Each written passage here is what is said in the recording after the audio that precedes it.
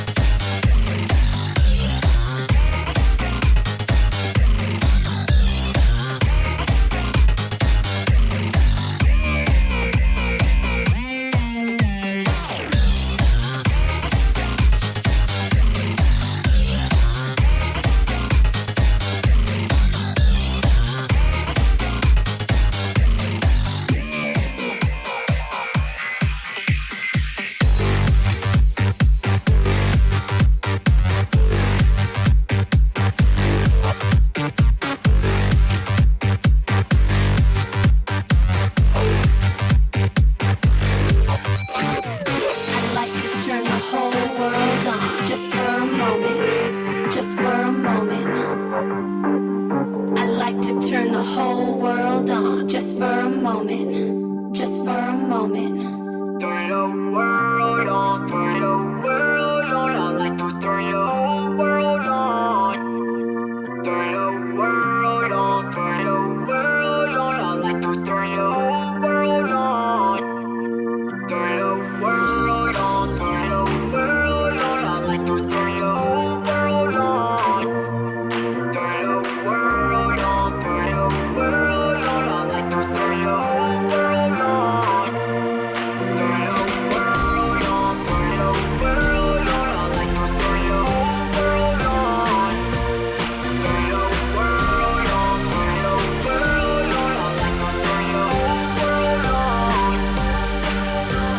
Start me up, set it off. Start me up, set it off. Start me up, set it off. Start me up, set it off. Start me up, set it off. Start me up, set it off. Start me up, set it off. Start me up. Turn the world on, turn the world on. I like to turn your whole world on.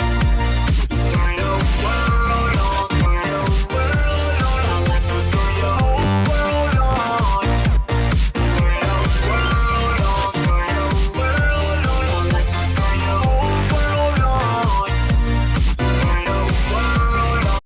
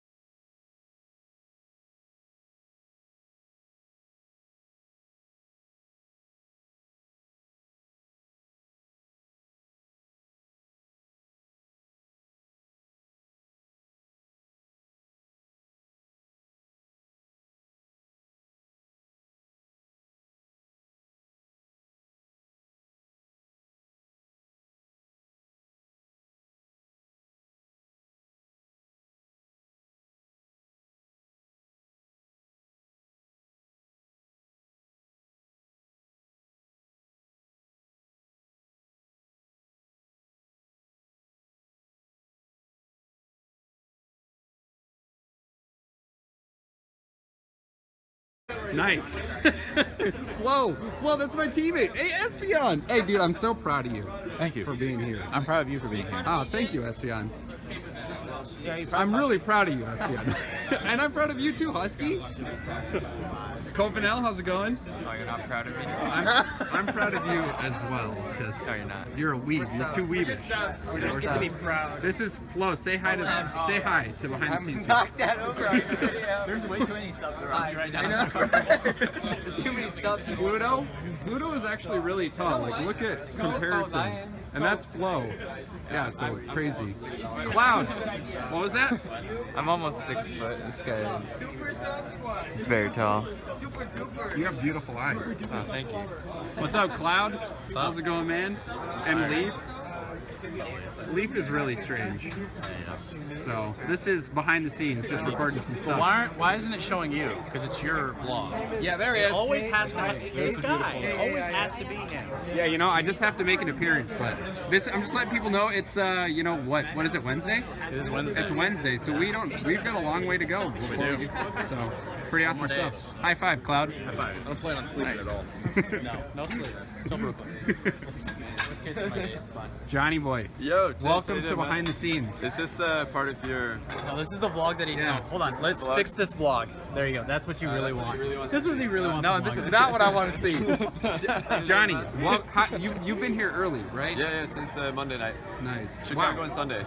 Okay, awesome. Been pretty awesome. I saw that you guys had a beach ball incident where Yeah, so we bought a dollar ball from the dollar store, and then we burst it before we left the garden. So that was very good. So poor Yeah, investment. Rosebush 1, ball 0. That was very So good. you should at least a $2 ball, man. Marky actually, we went to the beach, and then he sees some guy with a football, and he's like, "Can I buy your ball?" And then the guy's like, "Sure, yeah, how much?" And Marky says, "I don't know, $40." So he bought it like a random watercolor football for $40. Yeah, I put it in my bag. Holy Marky, that's beautiful. Was that ball worth $40? Yeah, man. No, actually, he got some like beach babes to come and like Yeah. kick his ass at football as Yeah, well. I was like, am I getting flirted with? And then they were like, no. And they were just really good at football. They're just here to embarrass me. That's amazing. We'll have to see that with that ball. You could sign Actually- it and sign it and sell it after the event. I think we make binned it it. back. But we do have the ball that got the beach babes to come say hi. You want to be a cameraman? That's Marky holding that. That's the real Marky dude. This is- You're doing me. Show them fine Cucks. touch. Show them Cucks. He's like the most popular player. Just what is nobody this? knows This what he is looks live. like. Behind the scenes. Behind the Yeah, scenes. behind the scenes. Go say hi to Cucks. This is over zero. Good lord, Marky. Holy shit. This is. I don't know who that is. Oh, okay. This is Cucks.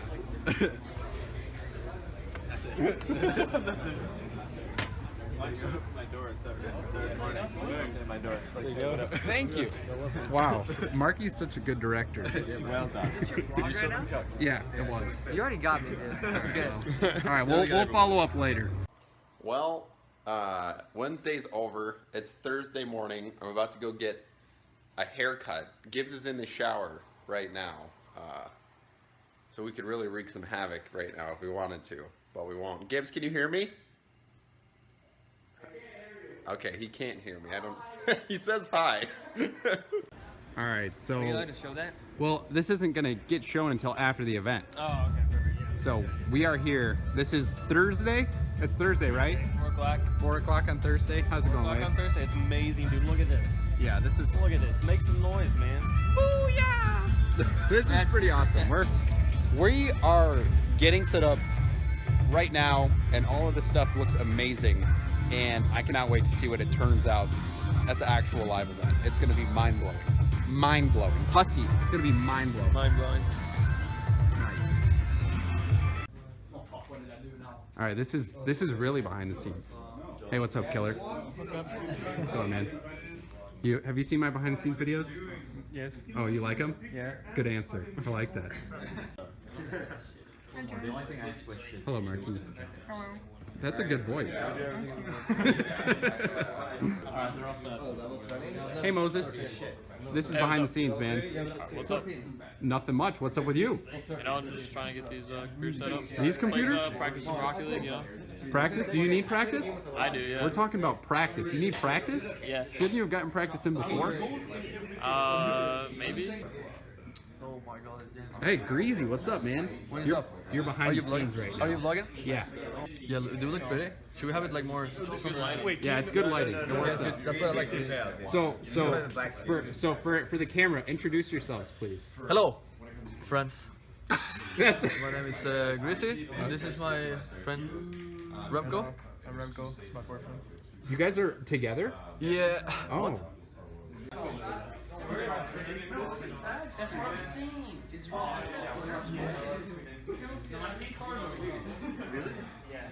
didn't look at it. No, how is your car so white? That's what I'm saying. I'm getting OCD. Smooth. Yo, Jacob. What up? No, real quick. Dude, my reaction time is like my grandma.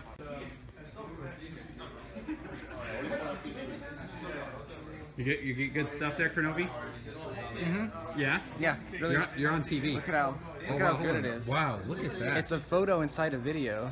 That's pretty intense. Oh yeah, mind blown. Mind blown. Pixels inside the pixels.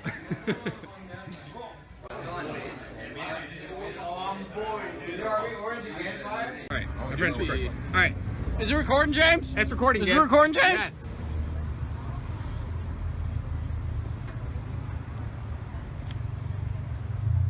So we're here, we're getting dinner, it's the end of Thursday. What's up, Axel Toss? What's up? Go toss yourself. Baller here. But yeah, we're getting ready to go eat, and then tomorrow's the last rehearsal day, and then it's gonna be the big show. And we're in Hollywood. Send it straight to the sides, or it goes right into there. Hey guys. It's Friday before show. Hi. Are you excited, Wave? Oh my gosh, I'm so excited. What's a show? I can't believe it. You can't believe it. The show, not a show. Which, well, I will watch it. It's the premiering of Katy Perry's Rise single for the Olympics. You guys are triggering me Can't right believe now. You're talking like Fisho, the air dribble guy? Fisho? Oh my God. That's my favorite show. Fisho? Alex, are you normal today? What's normal? Oh God. All right, we're just gonna cut this out. So it is Friday, the day before the show, and we are all just getting ready to. You see those guys hanging out over there, getting ready to do some rehearsals, and yeah, then we'll just start practicing. Get ready for the big day tomorrow. Is when the event actually starts. So I'm in the VIP section currently, as you can see. It's got a pretty good view over to the main stage. So anyway, guys. The only thing in the world that can take you to your goals in life is your mind. The ultimate creative capacity of the human brain may be, for all practical purposes, they pointed out, infinite. For a moment, consider the things your mind has brought you. Everything you have, your work, your relationship with your family and others, your philosophy of life, all come to you as a result of using your mind. Now I'm going to assume you've decided upon a goal. Your problem is, how do I achieve it? Look at it this way. Your goal is in the future. Your problem is to bridge the gap which exists between where you are now and the goal you intend to reach. This is the problem to solve. Successful people are not people without problems. They're simply people who've learned to solve their problems. Living successfully, getting the things we want from life, is a matter of solving the problems which stand between where we now are and the point we wish to reach. No one is without problems. They're a part of living. But just one great idea can completely revolutionize your work and, as a result, your life. Each of us has a tendency to underestimate his or her own abilities. We should realize that we have, deep within ourselves, a reservoir of great ability, and it makes no difference whether you're 17 or 70. Each time you write your goal at the top of the sheet of paper, don't worry or become concerned about it. Think of it as only waiting to be reached, a problem only waiting to be solved. Face it with faith, and bend all the great powers of your mind toward solving it. And believe me, solve it, you will.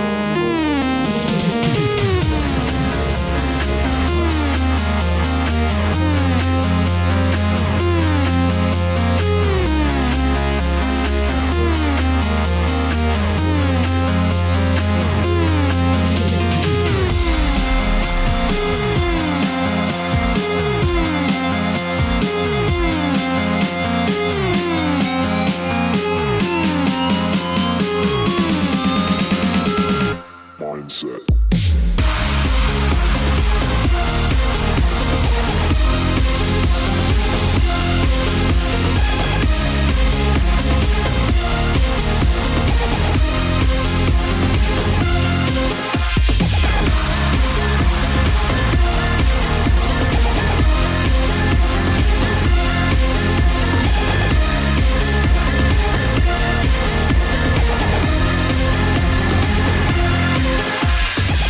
Wake up, it's getting late.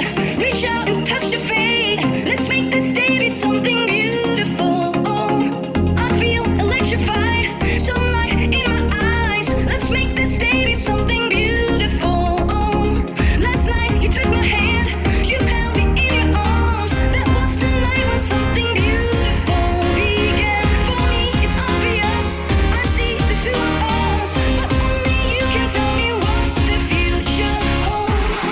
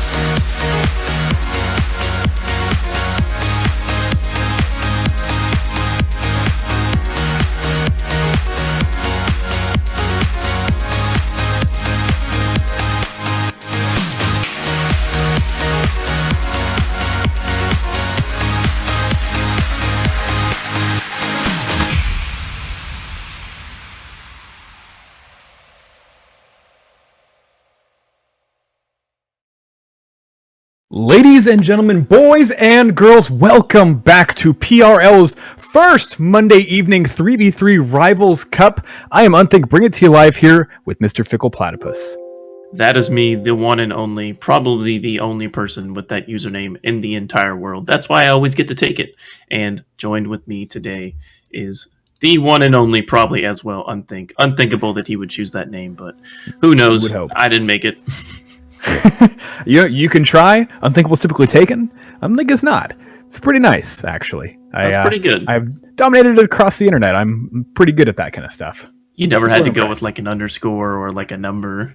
No. I am perfect. Why would I ever do that? It's disgusting. Yeah, that's ruins the name.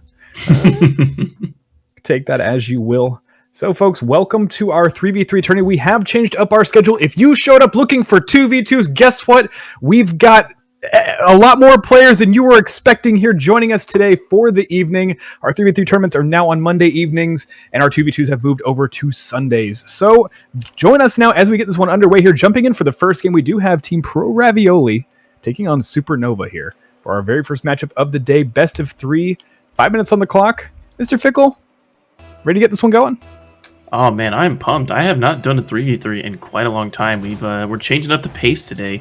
Yesterday was our 2v2 tournament, but now we're getting into the standard format as we're used to seeing in competitive play. This is going to be a whole new ball game, even though we're still playing Rocket League. Same name, different game. Let's bring it up here, folks. Already jumping into the first one here. It's going to be Platypus Prime playing the up, and it's going to be Oscar. I'll take this one out to the corner. Slow start here, taking it into the blue zone, and is back over, keeping the pressure on here. Clever Fox out to the corner now. Playing up, it's going to be Pyrus One for the stop. Oscar Wilde going out for the challenge, but it's going to be Schmutz taking advantage on this one, keeping the pressure back into the blue box. Back down now, it's going to be Clever Fox setting up the play, but nothing there. 3 defenders to make that stop, and Gizmo, or Geekid, goodness, read that one completely wrong here, taking that one out for the play. Platypus Prime back up and in, but it's going to be pushed back over into the orange zone. Early part, but not enough here. Clever Fox keeping this one back in. Orange team has kept a very strong play here so far. The Supernovas doing a great job maintaining possession. I'm seeing so much pressure out of Orange team, and this might be Blue's chance. Look at this downfield. All he has to do is center it for his teammate. Should be a 2-on-1 situation, but I think Supernova was able to get back in time. Oh no! Oscar Wilde finds it. Looks like he has moved on from riding. Is just going to score goals now. Yeah, look at this one. So Pyro gets the soft touch, and Oscar picking that one out of the confusion, closes out just under the defender. Good early start to the game here. We didn't see any goals in the first minute, but we got one just after here. Taking 1-0 here. Pro Ravioli representing the PRL folks here. They are a wonderful set of players and graphic designers, and I don't know, and maybe mods and wonderful staff members that we like to see do good things here. Power now taking a second shot here. Oscar Wilde set up for the completion, taking this one up to a 2-0. Classic play for Pyro here. Opts to not even shoot it. Beautiful dunk off the wall as well. Just puts it back off the wall once more. I believe it was Schmutz in net actually went for the ambitious block as he thought maybe Pyro was going to shoot, but he just opts for the smart play off of the backboard and gives it to his teammate with the open shot. Quick 2-0 lead for Pro Ravioli. Geek Kid taking that play out. It's going to be pushed back by the defenders, but the clear ball is unsuccessful. Taking this one into the orange zone. A little bit dangerous here. Platymus Prime going to play this one out, but Pyroswan pushing right back in here with the pressure. Starting to change the momentum here as we start seeing a lot more play come in from Pro Ravioli, getting back over into Supernova's opportunities once again. Pyroswan back up. Geek Kid playing this one back on through, and it's going to be Schmutz finally trying to get this one out. He goes over into the blue zone now. It's an opportunity here for Supernova to make the answer. Schmutz back in. Clever Fox with the stop, but not enough of a rebound here to take on into the blue goal. And we're back up and over to the 45. Back now. Pyro Swan, Oscar Wilde playing this one up 2-2 side, waiting here for this challenge. Schmutz taking the play out of the line and bringing it back up here. Schmutz with possession. Back over now. Oscar Wilde waiting for the play here. Schmutz with a soft touch. They're taking it back and forth, and they're being real soft with it. Yeah, ball's just kind of stalling over on the orange side. They're struggling to get out of their half. Look at that. All players up for that. Still on the orange side. This is a complete turnaround to what we saw at the very beginning of the match. We saw Supernova having complete dominance, but they're just not able to get that back. Every time they get it on the side of the field, it just gets immediately hard cleared right back on their side. Possession now, Clever Fox. Oh, Pyroswan missing the play, but Oscar Wilde going to retain on this one. Oh, no, the reverse play back into his own zone. Seeing if he can hold off now. Clever Fox trying to go up, put on some pressure. The challenge here from Platinum Prime is successful. Back down now just over the half, and we're bringing this one back over into the blue zone. Platinum Prime going in for the airplay, missing the ball and giving Oscar Wilde an opportunity to take this one up, but Schmutz quick to push away, taking this one back up and over. It's going to be Geek Kid here for the challenge. Geek Kid taking the play up, and Platinum Prime quickly pushing away. Good stops here on the challenges, but we're not seeing a lot of possession maintained on either side at this point. Absolutely correct there. We're just getting a ping-pong match. That's usually what you see when teams aren't really thinking about their possession. They're just trying to clear it out, create this... get rid of the pressure that the other team is creating, not really taking advantage of it. If Supernova needs to get back into this game, they need to maybe slow it down and take possession and create some clinical offense rather than just hitting it errantly right back onto the opposing team. Aggressive intelligence coming in for the play here. Platymus Prime goes up for it. It's under the crossbar. Second shot opportunity. Oh no, and Schmutz closes up the gap here, taking it 2-1 and putting the first one in here for Supernova. Schmutz just coming in and taking Platymus's prime glory here. Platymus had that shot back in. Schmutz bangs it in right off of the post. An insurance, rather. Both players would have gotten that goal, but they are not out of this yet. Oh my goodness, those are some sexy purple loopers. Oh my god, I can't even commentate anymore. That one's got me stunned. Well, if you like purple loopers like that, jump over to GreatPass.io, our wonderful trading sponsor. They've got some great options for you to matchmake and get the items you've been waiting for. Minute left on the clock here, 2-1. Oscar Wilde playing this one back out to the box. It's going to be Pyroswan, though, picking this one up. 3 defenders waiting in the box. It's a little bit tentative here, but they're waiting to see if they make any plays necessary right now. Already down 2. Interesting that they're not going for a more aggressive approach here as the game ends. That was so fortunate on Supernova's side. They're just bumping each other, even in their own net. Okay, here's a counterattack opportunity. Platymus Prime playing it down. Clever Fox up early. Doesn't get a push down, but that's exactly what you were talking about. They're just hitting it down on the other side, not taking full advantage of their possession. And with 35 seconds remaining, they maybe need to change up their play style if they want to get back into this game. And it's a game of kickball, not football at this point. Definitely need to change up their mentality if they want to continue playing up. And so far, here we have Oscar Wilde playing that into the challenge. Back up and over, trying to get this one into the box, but it's going to be quickly pushed away. Multiple defenders going in for these. Supernova not playing a very trusting role there with the teammates. And it's back in, an opportunity in front of the goal, but not enough. And it's going to be Oscar Wilde pulling that one back out. 10 seconds left. One more opportunity potential here for Supernova to get this one back in. Platymus Prime from the corner. He needs to get this opportunity in here. They've only got a couple more seconds here on the clock. Ball is air. Hang time now. Clever Fox up, defended, and pushed back away here. Pro Ravioli maintain their 2-1 lead and take game one. Ravioli, give them the Winnioli. They take that one in a very close 0-second fashion. I believe it was Schmutz up on the ball, had that shot trying to put it down. Did not get his front end and angle it downwards, banked it off the backboard, but a very close finish at the end.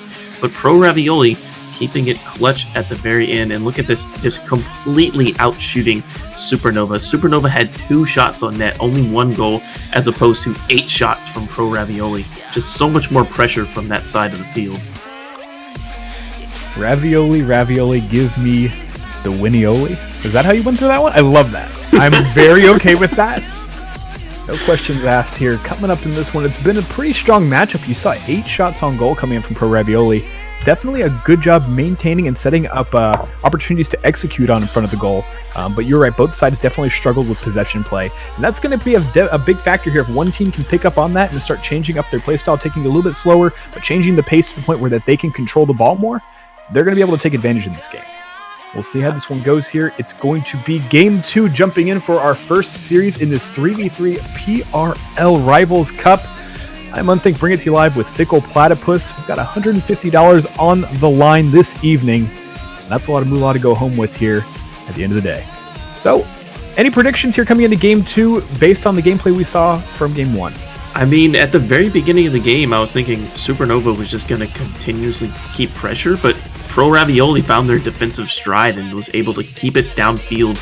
And it wasn't really their offense. Wasn't really their offense creating goals. It was their defensive clears creating 2v1 situations. And I think that Supernova creates more pressure, but Pro Ravioli is better at clearing the pressure away. So it's kind of two opposing playstyles clashing together. Supernova did have some uncapitalized goals that really should have been put on net, even though one at 0 seconds. If that can just be tuned in a little better, I think Supernova is going to take game number 2, and we're going to go to game 3. Well, we can certainly see that. It's going to be a highly contested matchup here. The last one was very close. So we'll see how this one goes. Both teams seem to be relatively even in terms of mechanical skill. So definitely will come down to game knowledge and picking up on a little bit of the short mistakes that you're going to see on both sides. Waiting for the players to take the field. They can take that whenever they are ready. If you're listening, guys, go ahead, jump on in. We're ready to go. Bringing it up once again now. This is our 3v3 tournament. While we're waiting, get this one going, I guess we could chat a little bit about... No, we don't have to. Thank goodness. Could you imagine if we had to talk about things besides Rocket League for even a second? I mean, I can't even stand being here with the casting booth for 5 games, let alone talking about anything else with Rocket League. But I'll put my petty differences aside and let you do this. I do like that. That makes me so comfortable the way you talk to me. Oscar Wilde now taking this one out of the box. It's going to be just past Schmutz. Schmutz not getting the challenge on that one. You have to pull it back now. Oscar Wilde out. Clever Fox plays up that one, but Oscar Wilde holding possession still. Smart play into the box. Doesn't get the second touch, though, and Clever Fox able to clear this one away. Back up and in. No Pyro Swan. The angle is real, but Platymus Prime drops the play, and it's going to be close now. Geek Kid almost getting that one, but it's going to be Oscar Wilde keeping the pressure back on. Orange Zone hasn't dropped the ball out yet. It's interesting. Oh, no. Dropping twice now. Platymus Prime giving that one over to Schmutz at the last second. A good option to maintain the play, but a little bit dangerous here coming in, wasting a little bit of that time. Platymus Prime now out to the corner, and an opportunity for Oscar Wilde, but does not get the opportunity he's hoping for on that one. We're back out to the line now. Platymus Prime pulling this one back over into the blue goal. Oh, there was no orange cars hitting that ball, but it went in. Schmutz taking this goal all the way from the other side of the field, carried on a tee, and just, I think he tried, Oscar Wilde tried for a back pass there to his teammate. Pyro just was not in the same wavelength, and the ball just sinks into the net. That is so unfortunate and not the way you want to start off the game. Nope, and if you wanted to take this one a step further and take it to a game 3, that's the way to do it. 1 minute here on the clock. We're back in now, up to the corner. It's going to be Schmutz up for the play, getting the pinch, back down, kissing the ceiling, and it's up to for Platimus Prime. Platimus Prime almost getting the play, but not quite enough for him today. Pyro Swan back over Clever Fox, dropping that one down. It's going to be Schmutz out to the line, allowing his team to reset as Pyro plays this one back up over the corner. Once more now, dropping in Oscar Wilde with an opportunity in front of the goal. Doesn't get the connection. We're back in now, trying to get one more stuffed in there to pull this one even here. It's going to be Oscar Wilde playing this one back out. Platimus Prime. Close. Oscar Wilde back to the corner. Platimus Prime stopping this one yet again. It's going to be a lot of back and forth here as we wait for possession to take advantage so far. Platimus Prime out now once again. Pyro Swan with the stop. This corner is highly contested. We see this a lot of the times when teams aren't taking their possession well. It just ends up getting stuffed right back in the corner, right back to the other team, right back into the corner. Teams aren't thinking about where they're hitting the ball. They're really just trying to clear it to the wall. But against, I would say, these upper level players, even clearing it to the wall is not a very valid strategy to clear it out of your own side. You really have to take a dribble, maybe pass it to your teammate softly right out of the other range. Otherwise, you're just going to continuously stall in one corner.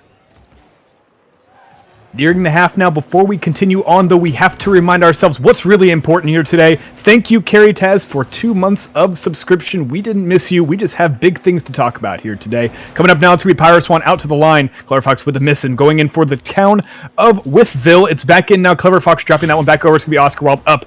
Platimus taking it the wrong direction, giving Oscar Wilde an opportunity to push his career forward. We're back in now. Platimus. Back dropping down. It's going to be once away, given away here. Schmutz pushing this one over, changing the field, and forcing the defense back now. Pyro Swan missing, and back up in now for Oscar Wilde. Once again, Oscar Wilde doing a lot of legwork here for the Raviolis. We're really not seeing any offense from any side. The only goal to go in was an own goal forced in by Pro Ravioli. Other than that, it's been a couple of missed opportunities by the Pro Ravioli squad. And I just realized that they are still rocking the PRL. It does not stand for Pro Ravioli. It does stand for Pro Rivalry. They are some of the staff members, and they do a lot of behind-the-scenes work. So regardless of the scoreline, give these guys a huge shout-out. But 1 minute and 40 seconds remaining in this game. If there's no other offense being created, this is going to continue to go this way. Yeah, it's a fairly conservative game right now. We haven't seen a lot of all-in opportunities come in from any team, and it's good reason to at the same time. Pyro Swan trying to play this one out here. It's going to be Oscar Wilde up to the line. Back up Schmutz for the challenge. Does take advantage on that one. Oscar Wilde opts not to boost up, and Pyro Swan taking this one up, kissing the ceiling, giving an opportunity to Clever Fox for the challenge, but not enough. Geek Kid playing this one up. It's a lob, and an opportunity here for the Raviolis to push one in here and tie this one up, but not enough. Oscar Wilde playing this one off the 45. Back out now to the corner. 1 minute remaining here on the clock, and it is heating up as Supernova plays this one back over into the blue zone, and we're back over once again. Geek Kid taking advantage, doesn't hold possession. Once again, possession play holding a huge factor here. As we jump into this matchup, we haven't seen anyone able to realistically and consistently play the ball up and then maintain the play. I have not seen one passing opportunity for either team. The shots that have been put on net, and I would say errantly put on net, are just kind of missed clears from the defense, and that goes back to just what you were saying. No one is keeping possession in this game. We're just seeing a lot of back and forth. I mean, these teams are maybe trying to outpace each other and force a mistake, but that pace is not working for either side, and at this rate, we're going to see this same scoreline take us to Game 3. 20 seconds left on the clock. This is the last opportunity here for the Raviolis to put this one in and take themselves back into an overtime opportunity here. It's Pyro Swan pushing this one back over. Clever Fox dropping this one into a very dangerous space. Now it's an opportunity here. Platimus Prime getting the touch out just in time. A good clear here. Can Pyro Swan recollect? It's not enough here. Clever Fox pulling this one up. Geek Kid with the stop. And Oscar Wilde will get this one up, but unless they can maintain play, and they cannot, this one is going to a Game 3. Well, I said it was going to go to a Game 3, but that's not quite what I had in mind of how it was going to go to a Game 3. Nobody in that game scored a goal on their own, on the opposing team's net. The only goal to go in that game was an own goal, and I believe it was Pyro Swan. Or Oscar Wilde, maybe, that forced it in off of a back pass. Yeah, it was Oscar Wilde playing off of, and then it went up to the post and hit his teammate all the way through. So, team effort, Pro Ravioli. Goodness, we wouldn't want to give them that name. Pro Ravioli. Taking it up and unfortunately scoring the only goal here for Supernova and putting themselves into a Game 3 situation. Oh, coming into this one, I mean, this was a one of the most conservative game 2s that I think we've seen, just in general. I mean, watching 3s, typically they get a little bit more aggressive into game 2, especially when they have something on the line. But in this case, we saw little to none of that. I'm interested to see what's going to happen in game 3. In my eyes, game 2 didn't even happen because nothing of value came from game 2. There was no good shots. There was no clutch saves because there was no shooting opportunities. So everything gets thrown away from game number 2. We're just going to go into game number 3 with open eyes and open hearts to see if Pro Ravioli can get another winning Formuoli. Well, we will see if they can get a Ravioli, give him the Winioli, or if this one's going to go over to Supernova. It could be. We didn't think of a clever rhyme for Supernova, and I don't think that that's fair. I mentioned, or you mentioned earlier that they were heating up. I don't know if you intentionally did that. I did.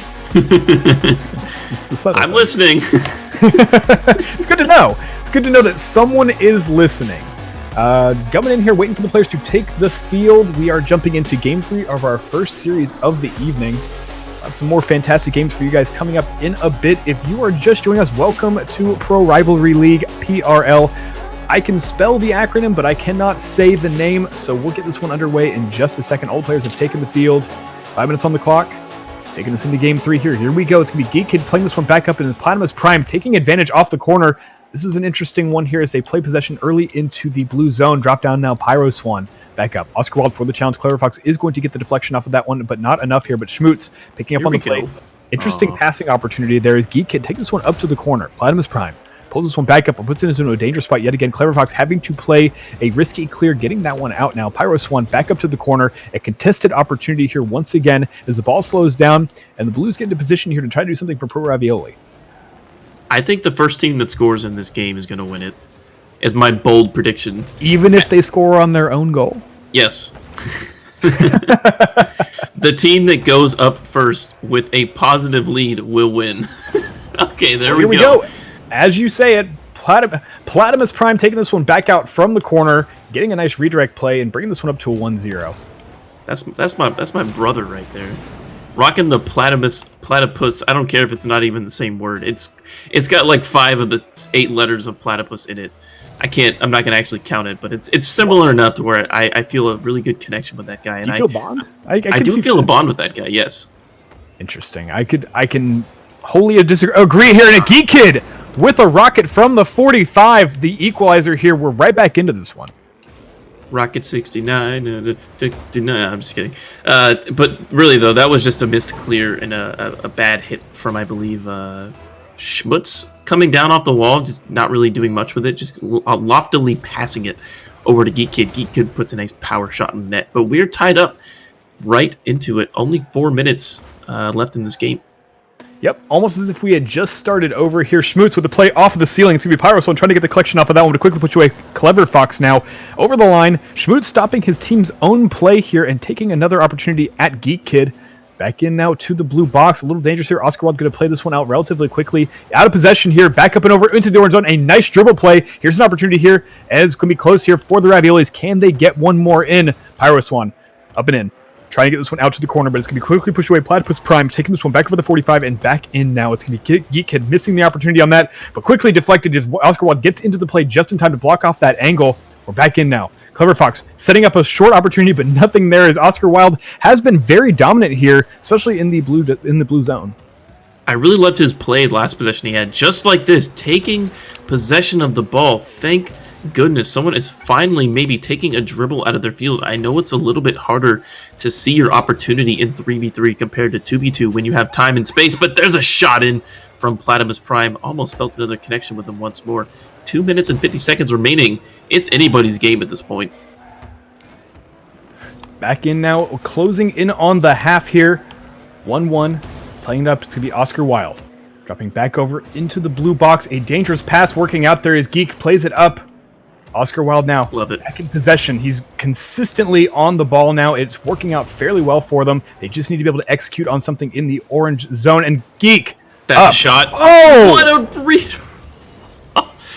All right. Another own goal.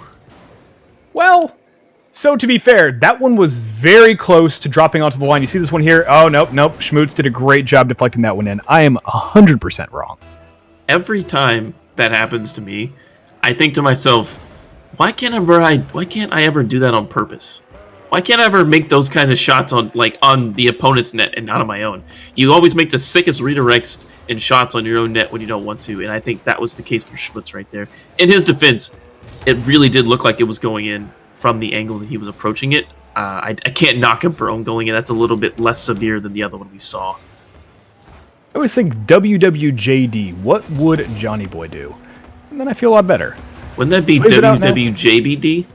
Yeah, I like to shorten up my acronyms. You can do whatever you like with yours. It's your relationship with Johnny Boy. Platinum's Prime taking win in here for the equalizer, 2-2.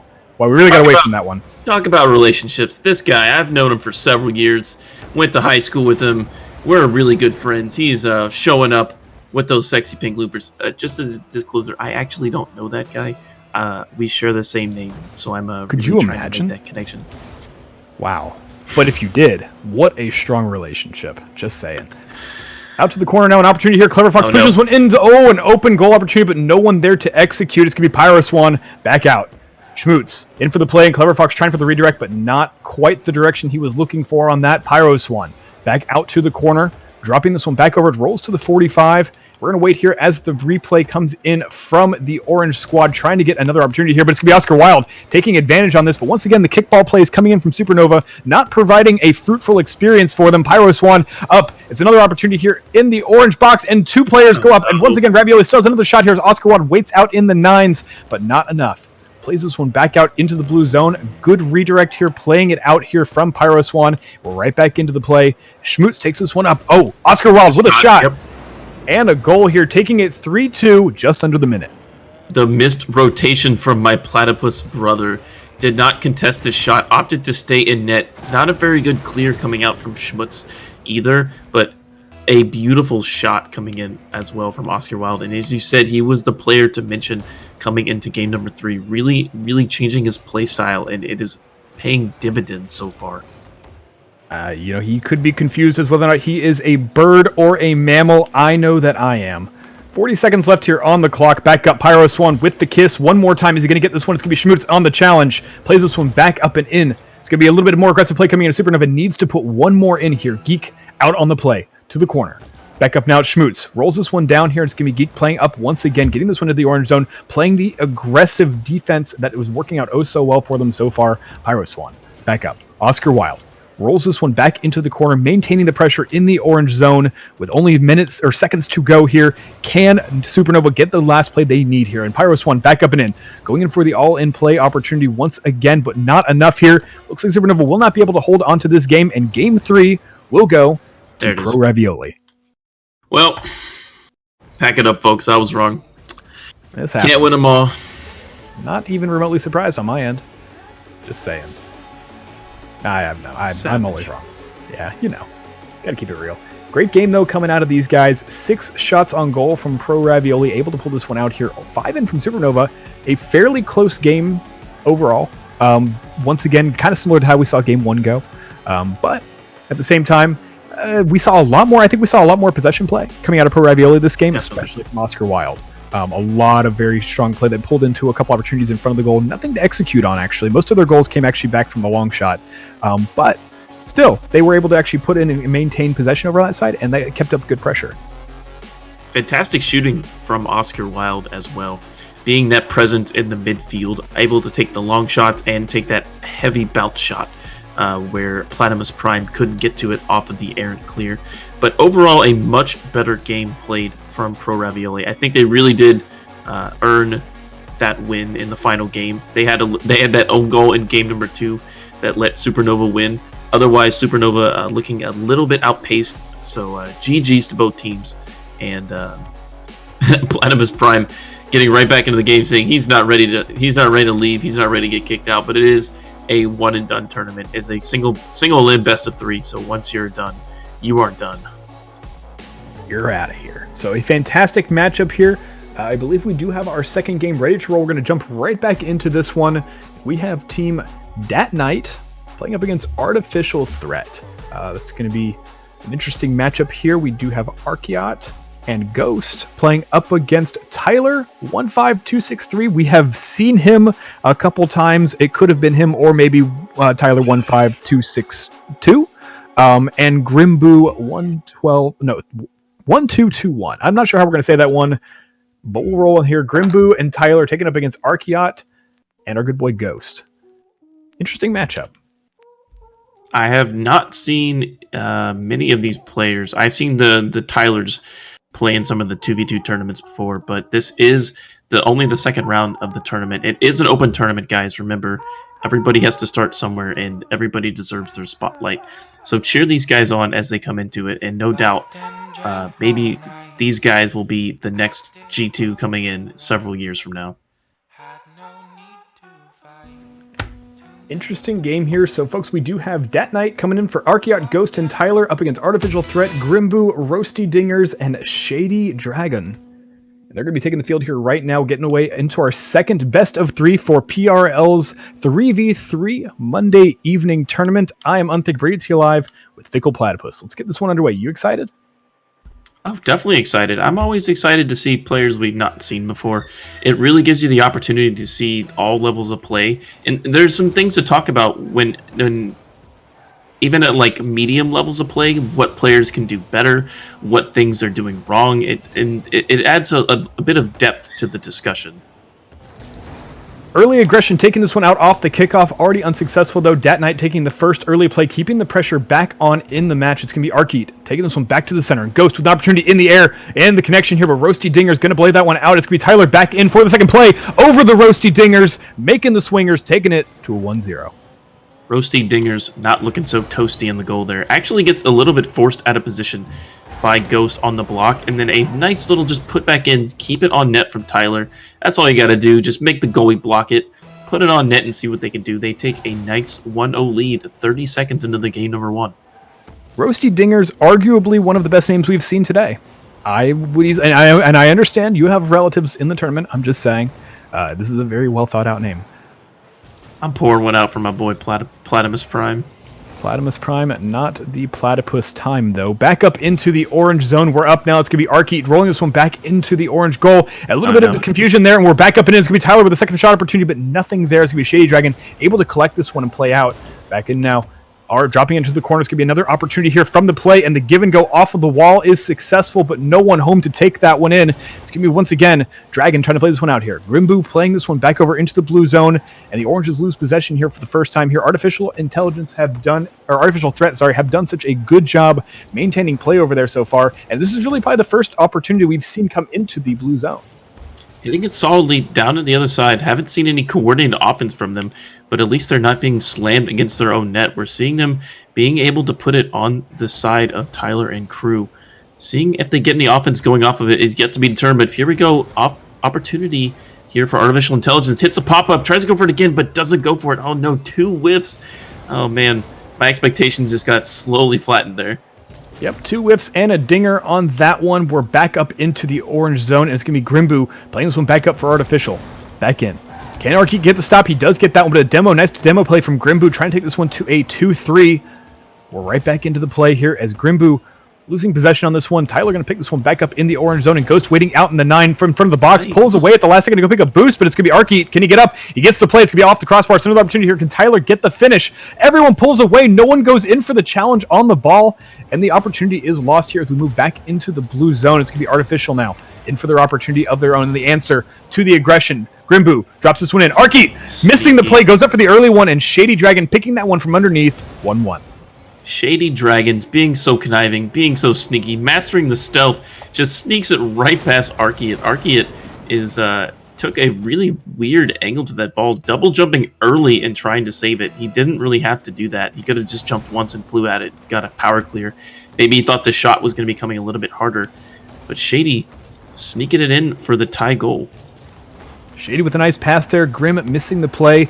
Pulls it back over into the orange zone now as Archeot goes in for the first one. Not enough. A little bit quick across the line, but a good opportunity to start setting up here. They've had a couple ones in terms of setting up that haven't really executed on anything so far. Grimbu coming down, playing it off the wall. I like that look from him. I think the Tyler and Archeot and Ghost are the mechanically superior team. They may just be giving a little bit too much respect for artificial intelligence. There's a nice angle to redirect, and it turns into a pass. Finally, offensive pressure coming out from them. Yep, nice clean execution here. Tyler, Ghost, and Arkeet all getting a touch on this one. Roasty Dingers once again going for the play. Doesn't get the challenge in time. A great paced shot here from Arkeet. Taking this one in here. 2-2-1 here, just under the 2-minute. Back up in here for the kickoff. It's going to be a play up now for Roasty Dingers. Getting advantage here. Arkeet taking this one back out of the back 9 into the orange zone. Trying to maintain possession here as Roasty Dingers goes in for the challenge off the wall. Is he going to get this one? He goes up, doesn't get the connection, and is back in now for Shady Dragons. Back in. Tyler with the challenge back up into the orange zone, and we're up to the corner now. Possession maintained, but holding on here as Roasty Dingers gets the play and the clear ball out into the blue. And once again, Ghost with the challenge back over for the play. We're seeing a lot of kickball motions coming in here from Artificial so far, but they have an opportunity in front of the goal now. They need to be able to maintain possession a little bit more. You are correct, we are definitely seeing a more mechanically skilled team over from Dat Knight. If they keep kickballing like this, it's really going to work out in the favor of Dat Knight, because the more mechanically skilled teams are able to get up to the ball faster, clear it better, and just maintain a little bit more possession than the other teams. So if they continue to use that strategy, it will work out in their favor, and they will maintain this lead. Look at this, Arkeet up for the pass early. Man, these guys trying to take their training wheels off just a little bit too early, maybe. It's going to be Grimbu. Ooh, with the advantage play up, and Arkeet closing that one away, but it was a great opportunity, and a good job getting around the defender there. And it's going to be Shady playing this one out, and Arkeet plays the whiff, and Ghost up for the challenge under the crossbar here once again, almost not able to pick that one up there. Shady Dragons is going to get the clear. Back in. Tyler for the challenge in the air, but advantage to Shady Dragon as we play this one back up into the blue zone. Bumped away and cleared out as the team goes in for a regroup on boost. We're back up in now. Tyler waiting in the front of the box, waiting for this opportunity here is Ghost. Once again, patience is going to be key here for the blue squad here. Dat Knight waiting up in for him, a short mistake, but nothing here is going to be Ghost. Back up in, away from Grimbu. Bringing this one back up, it's going to be Tyler rolling up the wall. Another opportunity here for them to score. It's going to be close. Dat Knight, will they get a third opportunity, or will an opportunity come in for Artificial? They have one more shot here. 1 second left. Can they keep the ball up? And ball is still maintained close into the blue zone. They have one more shot. And down here as Arkeet closes that one out and bringing us out of game 1. You know what I think artificial intelligence was doing? I think they were just throwing for skins. Yeah? You think for skins? For crates? Yeah, crates. Yes, crates. Right. I just got so caught up with the old timey saying, but our new lifeblood is crates. But it looks like one of our teammates is going to maybe rejoin. Says its frame rate's really bad. So we're gonna talk about their stats for a little bit. Interesting to see that Artificial was able to keep up in shots, and I really didn't see them put that much pressure on. It was really Dat Knight creating more opportunities.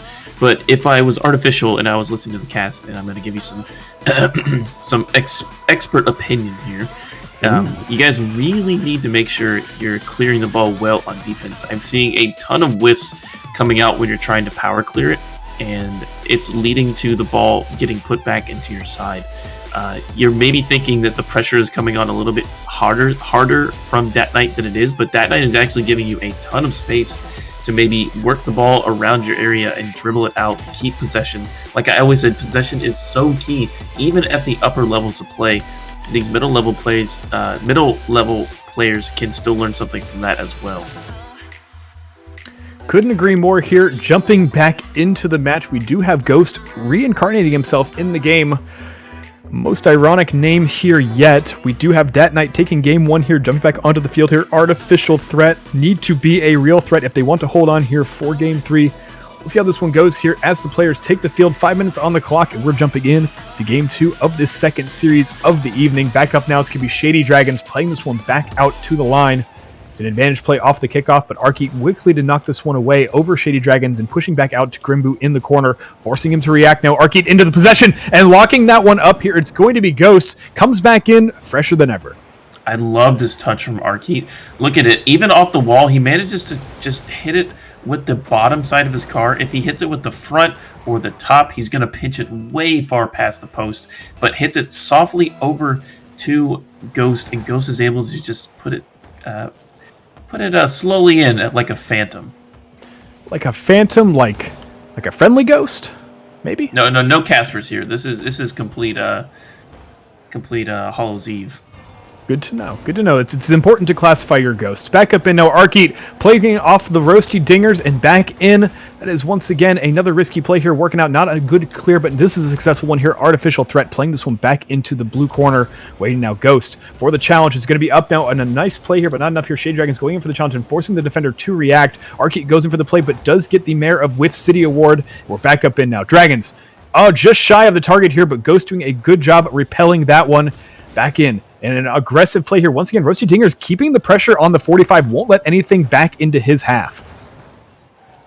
I like at this. We're seeing the members of Artificial Intelligence being able to put it on the side of Dat Knight, but they're really not able to create from it, and everybody up on the side of Artificial Intelligence. I think we got some error 404 over there. Little bit on that one. It was Roasty up for the play, and Shady trying to get a connection on that one as well. No one home, though. A great long shot, bringing that one out to 2-0. Dat Knight doing a good job looking to secure this series early. They're holding on now. It's going to be Ghost. Back out to the... missing the play, and it's going to be Roasty Dingers. A double mistake here coming in from the defense, and Roasty Dingers able to capitalize. Roasty Dingers, man. Pulling through clutch, getting it through everybody. Actually... didn't even wait for the bounce on that shot. Just took a nice power shot, getting under it, and then flipping into it. Beautiful shot from him. I don't know what the defense was doing from Dat Knight. Caught in an array off of the kickoff. But look at that, 2-1 as we get into game number 2. We may see some hope yet. Out to the line now, it's going to be Grimboo rolling this one up and trying to set up an opportunity, but a little bit weak on the play here. 3 minutes, 30 seconds on the clock, back into the orange zone now. We're up to the corner. Rolling this one back up into the play, trying to get a second shot opportunity. It's going to be Shady trying to play this one out. Does get a successful clear. Arkeet maintaining possession, trying to wait this one. Hands it off to Ghost. Ghost with a nice second play here. Tyler rolling up with the freestyle. Will he get the connection? Doesn't get the touch off of that one. It's going to be Ghost playing this one out to the line. And Grimboo picking the play up. Arkeet for the challenge in the air. Off of the wall now, back into Shady Dragon possession. We're back up now, just 30 seconds late, and no play has pushed anything past the 45 for more than a few seconds here. Into the corner. Waiting now, it's going to be Roasty Dingers getting his touch, but Shady Dragon playing that one out and dropping it straight on to the blue squad here as Dat Knight set up for Arkeet. Oh, goodness, that was another opportunity to execute on, and just not enough there. Tyler, we're rolling another one here, but the post being oh so unforgiving, and we're back up now. Ghost maintaining this pressure. It's going to be Dat Knight trying to go in. They want their third goal. They are having 3-4 opportunities in front of the goal so far. Nothing doing here as a combination of defense and missed opportunity have kept them away here as we get back into the blue zone. You know what it is? I think they're taking my advice. They're slowing it down on defense, making sure to get hard clears. 2 out of the 3 clears we saw last time were pushed past the 50 mark. At least they're getting it out of their half. They may not be able to get it out of the possession, but looking so much stronger on defense already. It's going to be Shady Dragons, rolls it up. It's going to be Tyler with the counter. Is it close? Oh, it's on target, but no one able to collect on that one. Oh, man. That post being the 4th artificial threat player, really doing some strong work here as Shady Dragons comes up. Can he get this one over Ghost? He gets he does not get the second touch, but it rolls in, and it's on the line. It's close. Roasty Dingers rolls it up under the crossbar, bringing that one up to a 2-2. Almost called it something inappropriate. That play from Shady Dragons there, turning the whiff into a pass, just completely threw off the defense, intentional or not. That was absolutely impressive to just maintain that state of presence and put it back over into the side. It forced a bad clear, and Roasty Dingers, man, putting a frozen rope onto the top 90. 2-2 going into game number 2, and we have a ball game. Oh, back in close, back into the orange box. Once again, these tentative bumps, but no one there to execute on as Dat Knight prepare for another play here. It's going to be Ghost. Rolls up, but Dingers with the stop, roasting that one in and toasting that one out here. It's going to be Grim rolling it up. Tyler back in for the possession in the box, but quickly knocked away once again. Roasted Dingers getting a nice save here. We've seen some pretty good ones coming in so far from the entire squad there, but they don't have a lot of saves to show on the leaderboard. It's interesting. Oh, dropping this one just outside the box here. Roasted Dingers to collect. Ghost keeping the challenge pressure on. Wants to see if he can get something happen. Arkeet rolls this one up, but his teammate following too close to execute on that one. And Ghost playing up near the 45. The half waiting tentatively for a second play. It's going to be Tyler rolling this one back up and Roast Dingers out to the line once again. Arkeet with the challenge. Unsuccessful here into the blue zone. And Grimboo going in for the shot play. Misses it. And it's going to be Ghost with the chance to get this one out here. We're back up now. 45 seconds on the clock, and at any score at this point, we'll put them into a huge advantage getting this one. Don't want to take this one to overtime. Only put yourself at risk running away from that timer, and we're back in now. Tyler, man, artificial intelligence is going to... They're going to get punished for sending too many people at the ball at one time. They're not communicating on defense, and exactly like that, Tyler being the hero that his team needs. Nice play here, 24 seconds, and Tyler picks this one out of the top of the box. That's good positioning there, maintaining that, going in for the all-in, knowing that the risk is definitely worth the reward on that play. That's going to put him into a very good position here coming into this last 25 seconds. Yep, you know what they say, man. Sometimes you got to risk it for the goal. Or the biscuit, wherever you're from. Either way, 15 seconds remaining. Dat Knight looking poised to take game number 2 and the series. It would take an impressive showing from artificial intelligence. They're really going to have to get those new age motherboards and processors going if they want to keep this alive, but I don't think it's going to work. They are just going to rust away in the wind as Dat Knight takes game 2 and the series. Well, another successful series gone underway here, taking this one 2-0. Dat Knight playing a very strong game here, especially into game 2. They maintained a lot of possession and kept the pressure into the orange zone almost the entire game. I liked the showing from artificial intelligence, though. Roasty Dingers had 2 really good shots. Really, he only had 2 shots and both went in. So he had 100% shooting, or 100% shooting. What am I trying to say here? His shooting percentage was 100%. I can't 1 for 1 right now. 1 for 1, exactly. There well, 2 for 2. Ooh. Somebody a 1-to-1 ratio. We're not going to talk math here. That's okay. That'd be silly because we're really bad at it, and it would be embarrassing for everybody at PRL. Maybe. Nah. Okay. Cool. We're used to embarrassing ourselves on the microphone. It's what we do. Speaking of embarrassing ourselves, we have a chance to embarrass some of our friends yet again. We have the next game ready and waiting for us. It is going to be Team Onslaught with Lumen, Coleman, who we like to call Colemana. I'm going to call him Colemana. Colemania. I do like that one. And Zaps playing up against Flying Without a License. It's going to be Alpha Cup, King Striker, Uno Dos Trace, and Zuntic playing in here. It's going to be an interesting game 3. We have seen Onslaught before. They are no strangers to the PRL realm, if that word wasn't already hard enough to say. Usually it's Lumen and Coleman in the 2v2. We have not seen Zaps play maybe but once, but now they're in the team of 3s, which is their starting roster. They made it pretty far into RLCS qualifiers. I think they made it into round of 16. I think they lost in like losers bracket round 5 or something like that. So they made it pretty far. So I'm excited to see them. If they stay together, they are going to make a run for the top teams. As for these other guys, haven't seen them before, but this is round 3 of the tournament, so they did have to make a couple of wins to get in this position. For sure. It's going to be an interesting match to say the least. We are very familiar and comfortable with Lumen, Coleman, and Zap's playstyle. So we'll see if they're able to do anything big here in this game, or if they're going to have an answer once again here coming in. Flying Without a License. Great name. Got some good names in this tournament so far. I liked it a lot. I think, what was the other one? I had to go back and look at it. Yeah, oh yeah, Pro Ravioli. I think that still takes the cake, just because I can make that SpongeBob meme reference. That was pretty sweet SpongeBob meme. I am much in approval of that one. Waiting for the players to take the field. We are ready to get this one underway. Onslaught versus Flying Without a License coming in here for this next best of 3. While we're waiting for that one, maybe we should thank some people? Do we have people to thank? Oh, we definitely have people to thank. Give a shout out to GreatPass.io. Hit them up for all of your trading needs. They have a beautiful interface where you can offer and want things. Say you have dragon skin and you want this, just put what you want and what you have to offer, and they will find it for you. A beautiful interface and a website, and they are sponsoring PRL. So go give them a hit on their website. It's one of the better trading sites around.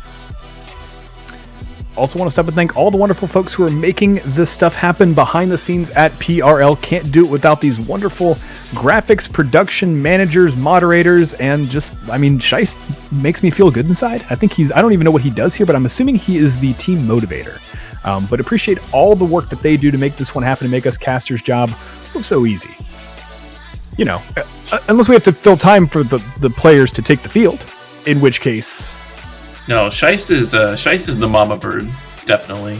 Oh, he just chews up and regurgitates all the information into our mouths. He lines us up.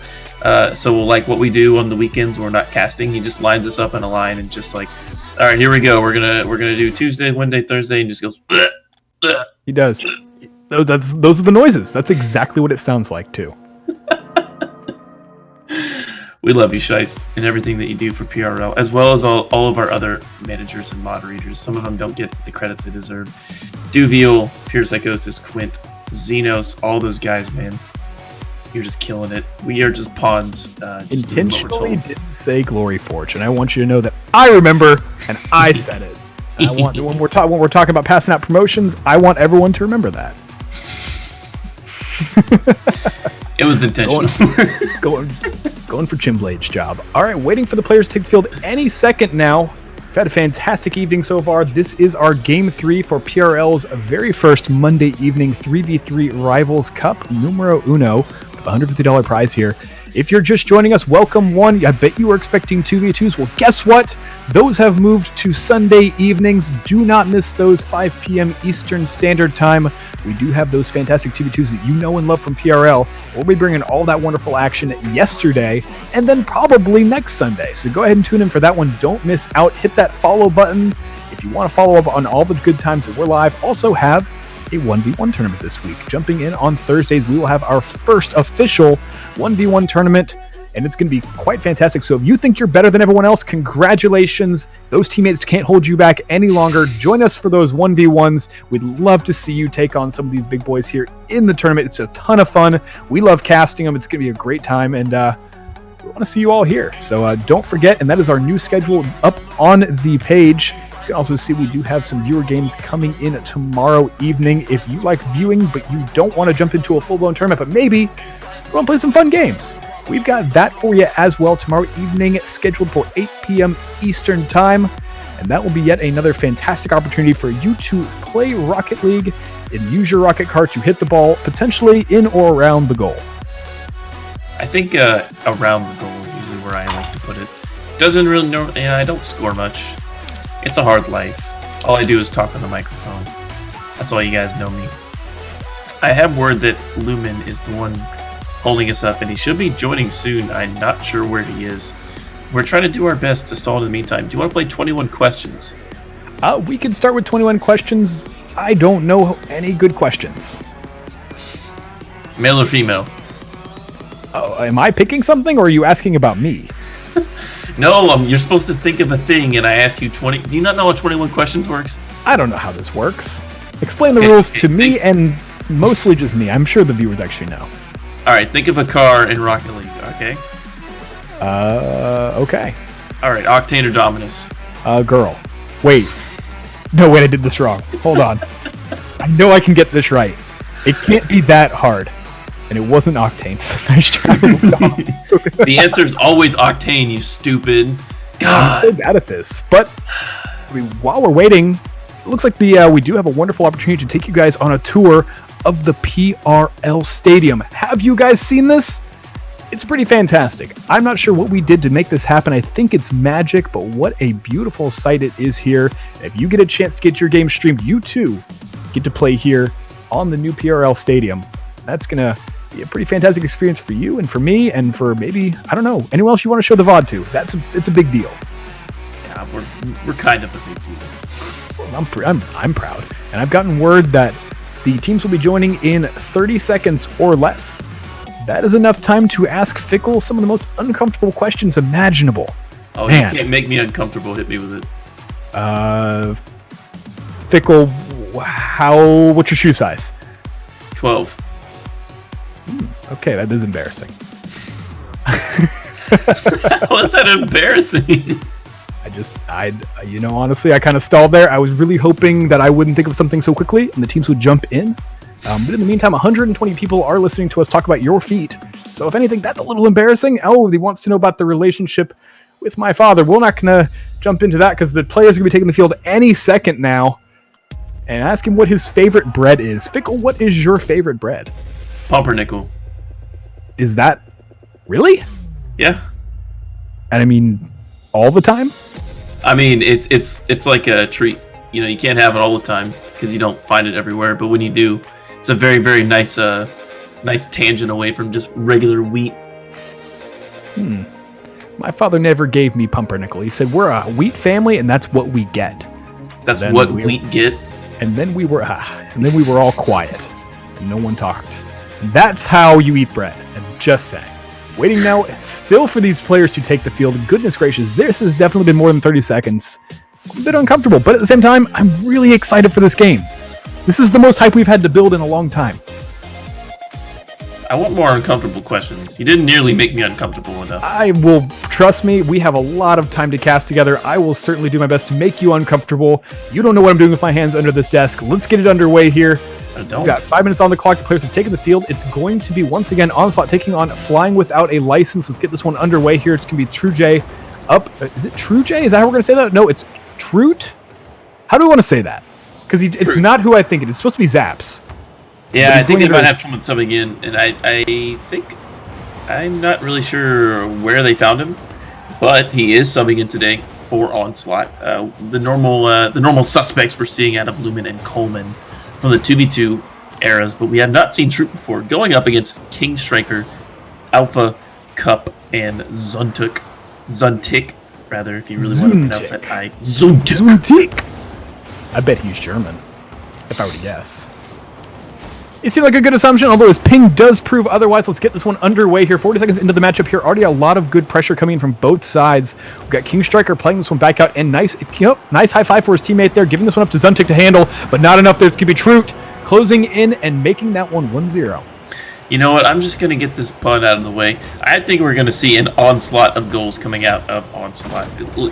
It's too obvious not to say. We're just going to get it over with now. We're going to move past it. Thank you. We're going to be a better person because of it, and we're not going to mention it for the rest of the cast. Look, we know their name is Onslaught. We get it. It's easy. Be creative. Look at you. You're like the guy who gets the bread out and immediately takes the heel and doesn't make someone else eat it. You're the most thoughtful person in the room right now. I want you to know that here. Who doesn't like eating the heel of the bread?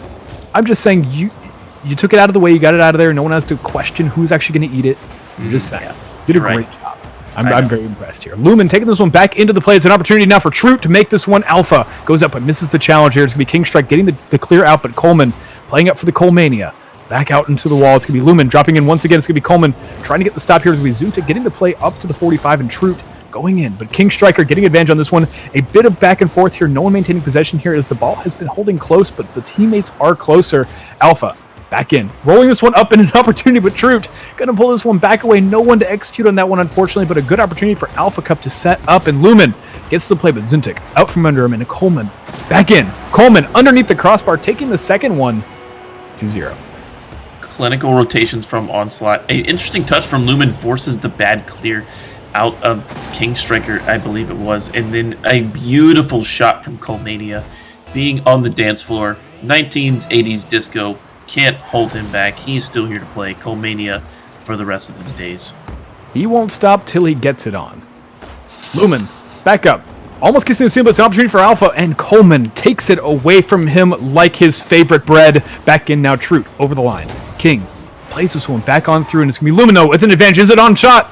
It's close, but not enough here as the play comes up, and the Colemania is real. He brings it, but he doesn't get it slammed down here. But Lumen with the third play, taking this one up 3-0, and each teammate now has a point.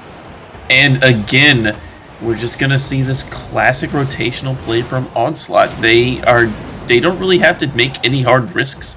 The members of the orange team really aren't even punishing them for sending two players up. It is going to be a tough climb up the I would go as so far to call it a mountain that Onslaught is providing.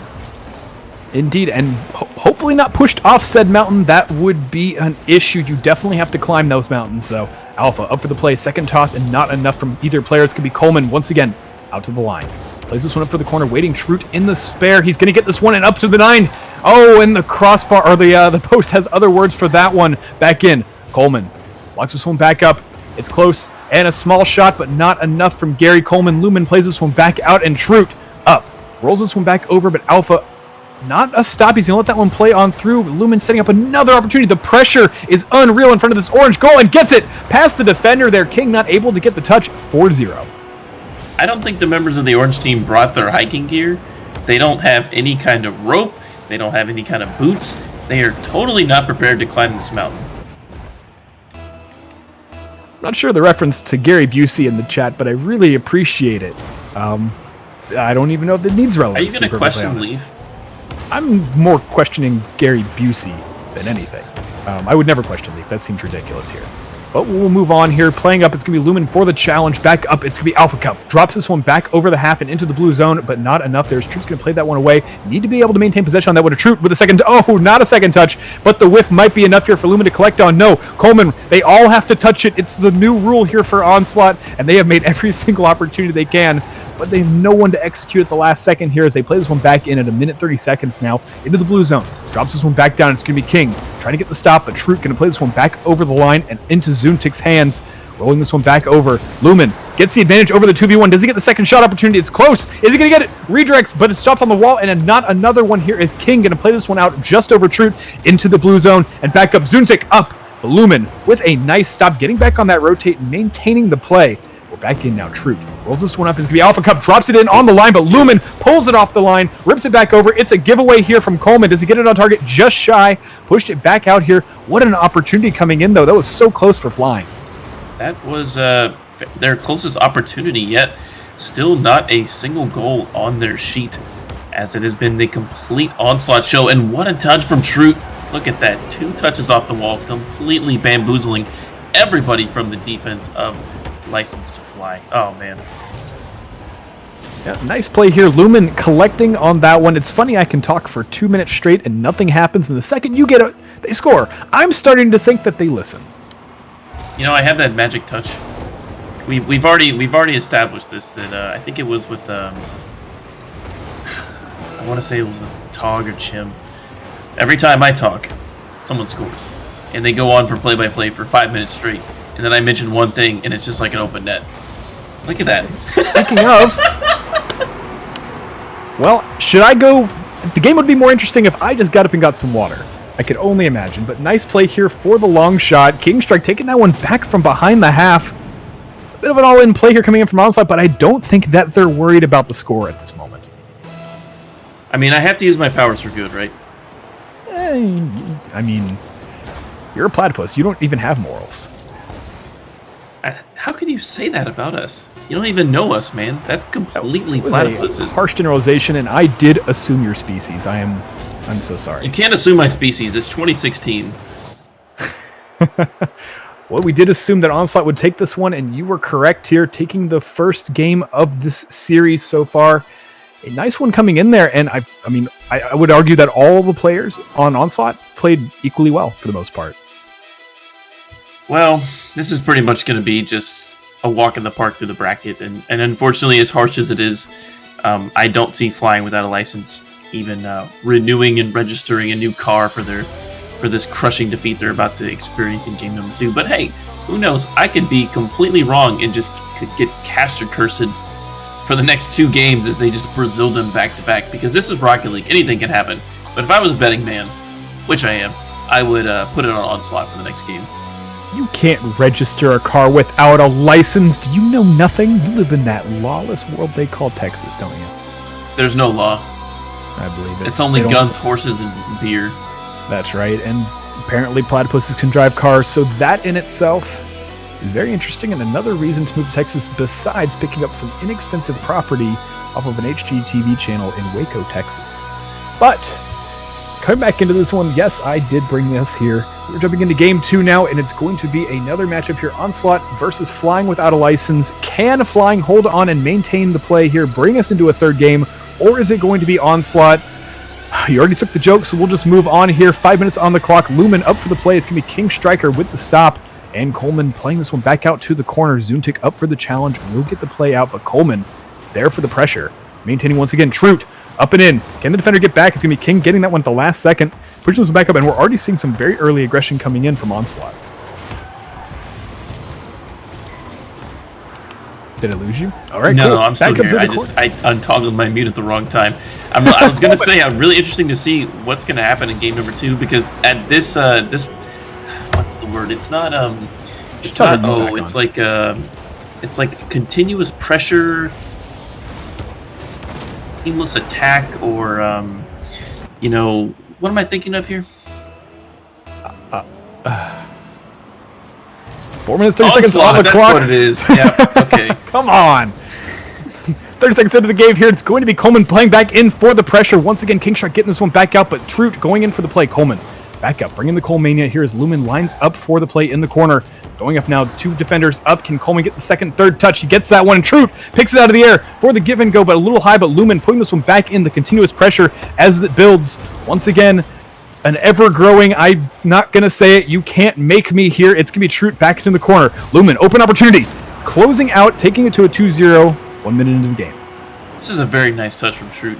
Opts to not put it off the backboard, but rather center it over into the middle for Lumen to hit it. Playing it off of the backboard is very fast and it can be... It's very fast, but it's also very predictable at the same time. That's what everyone expects you to do. If you have the time to force it out into the box without using the wall, it is a much more effective play, even at higher levels of play.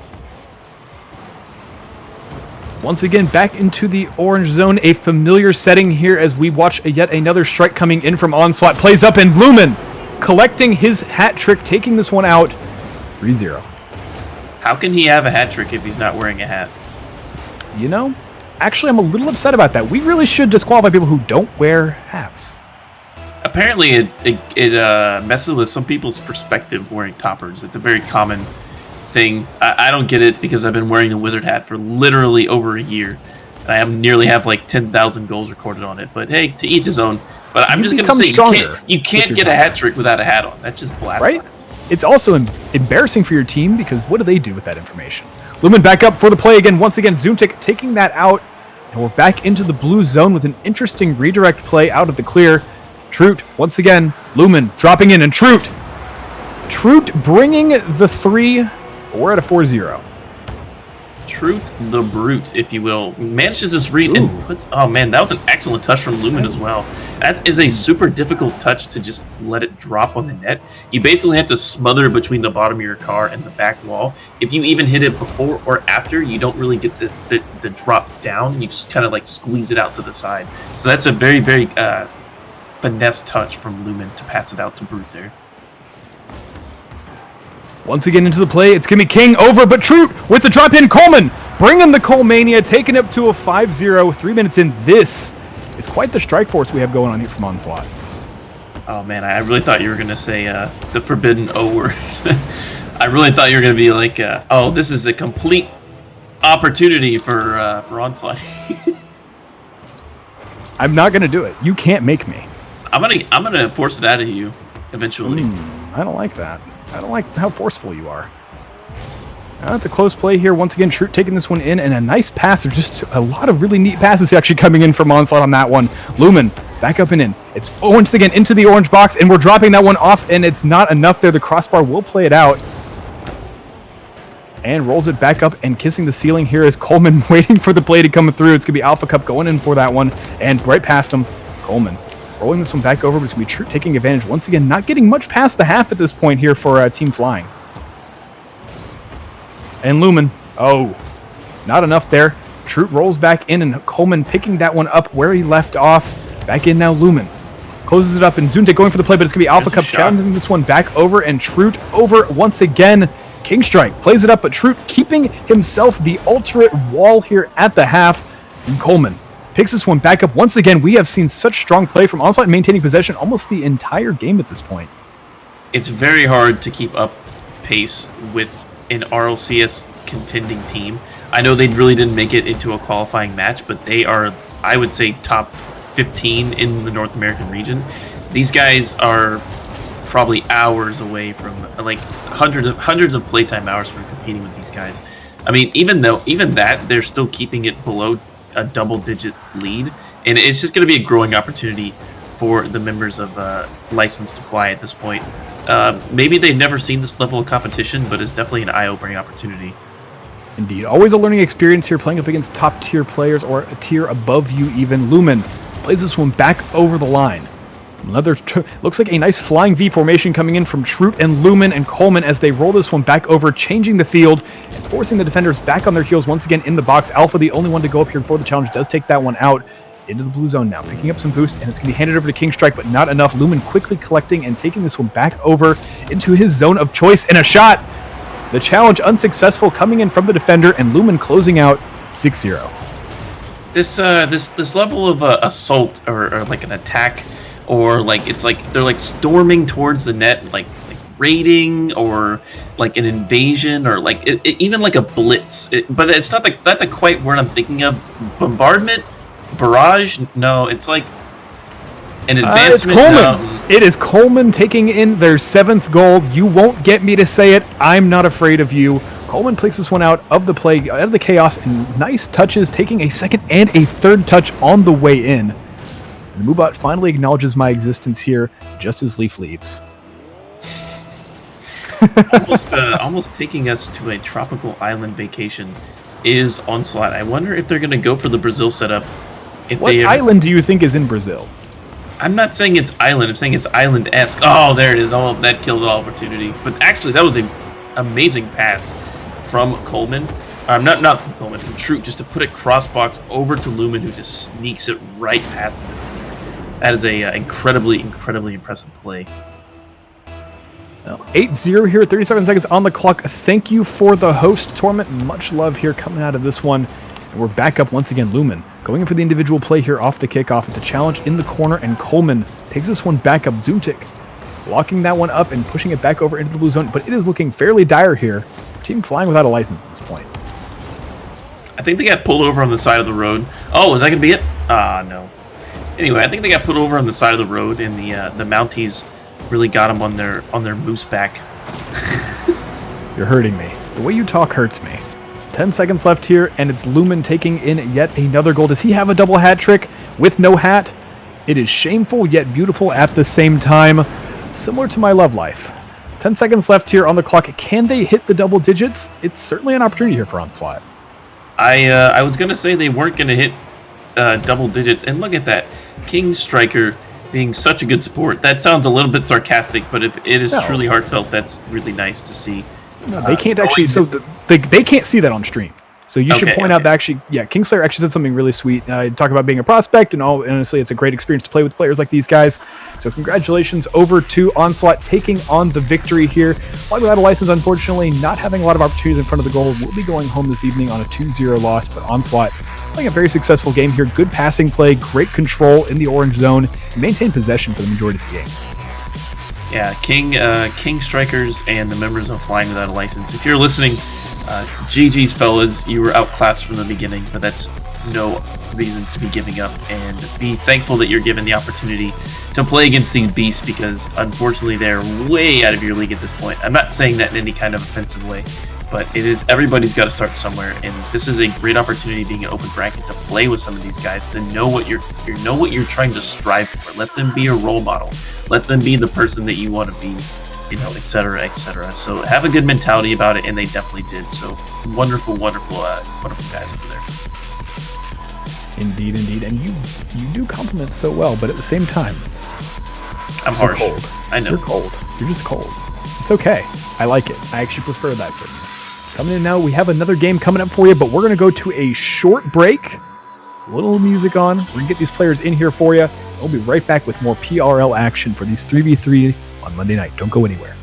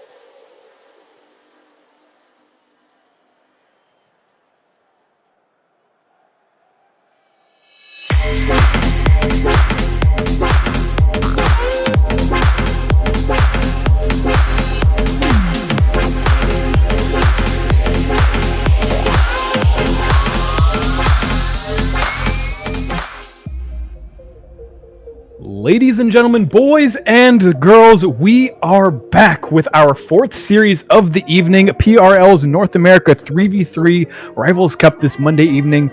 If you came here for twos, guess what? We've got a lot more players here on the field. 3v3s are just as exciting. We're getting these ones underway in just a sec.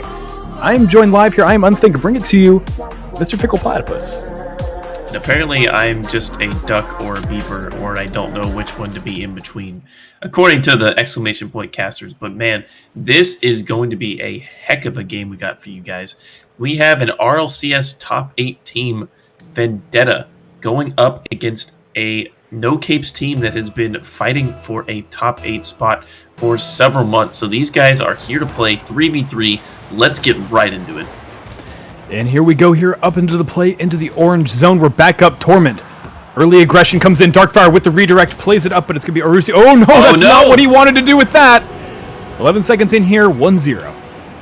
I hyped up these guys, and then this happens. Small mistake. Comes into the first game, jitters. Nothing more than that. We've seen own goals, even by some of the best players in the world. It does happen. I understand his intention to want to clear it, but that's definitely not what you want to do. I don't think Vendetta needs any kind of advantage other than them being a top 8 team. But going down 1 goal is going to be a kind of a mental block that you're going to need to get over. Back over into the blue zone. It's up for the challenge, and it's going to be Torment missing the play, but Darkfire collecting right behind him. Back up and in, and it's another pressure shot opportunity. Karma getting that one out. She's definitely working plays on the defense now, playing back and waiting for her teammates to move forward. Darkfire rolls this one up. It's going to be up to Darkfire against time. You would think that that would be a better joke, and I could have done something better with it, but I did not. Emptiness plays this one back up once again. These names are going to make it way too easy for me. Under the crossbar, Torment picks that one up here for the 2-0. Time sitting in net over there waiting for the shot. He actually feints a little bit too far to the right, thinking he has time to make boost, and Torment puts in literally the fastest shot he could have put in from that angle, waiting for the bounce and then power shotting it to a top portion of the net, nearly undefendable from the position that Time was in. And Fickle has become a robot. I, for one, welcome our new robot overlords. If we can get an emergency boy in here until we can get him repaired, we're back up now. Emptiness. Taking this one back out. It's going to be Darkfire out to the line. But it's going to be rolled up once again now, and it's going to be, Arusi taking the play up and over Torment and the play up, and the give and go. Emptiness almost collecting, but it's not enough. It's going to be Darkfire back out to the play in time, maintaining the pressure. Darkfire out to the corner, rolls this one back up, and Arusi picks it up once again. A lot of good pressure coming in from Capisi. We're going to see if we can get this one back up, and rolls it up. Darkfire takes this one back out and gets the first clear, and we're back into the orange zone now. Early pressure, working very strong plays here, but No Capes unable to pull anything away from that one, but a couple good opportunities to make some momentum here. Mr. Fickle, how you feeling, Mr. Robot? Domo arigato, Mr. Roboto. Domo. Am I still sounding robotic? You are very much a robot, but as long as it's not for Tyrus, that's all that's important here. Torment back up and in, into the box. Close up now, it's going to be Karma rolling up, trying to get this play. Karma challenging and pulling it back into the orange zone, but no one following just yet, and off the half, we're back up and in. Torment rolls this one back over. We're closing up and in, and it's going to be Darkfire for the challenge, and Emptiness gets that one just like it gets me. Torment back up. Arusi out to the line.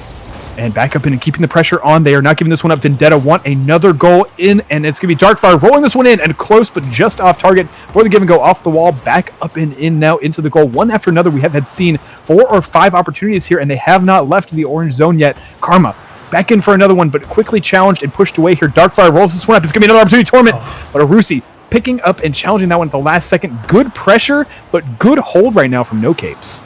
Man, they are playing such solid defense, but the pressure that Vendetta is putting up is something they're really known for.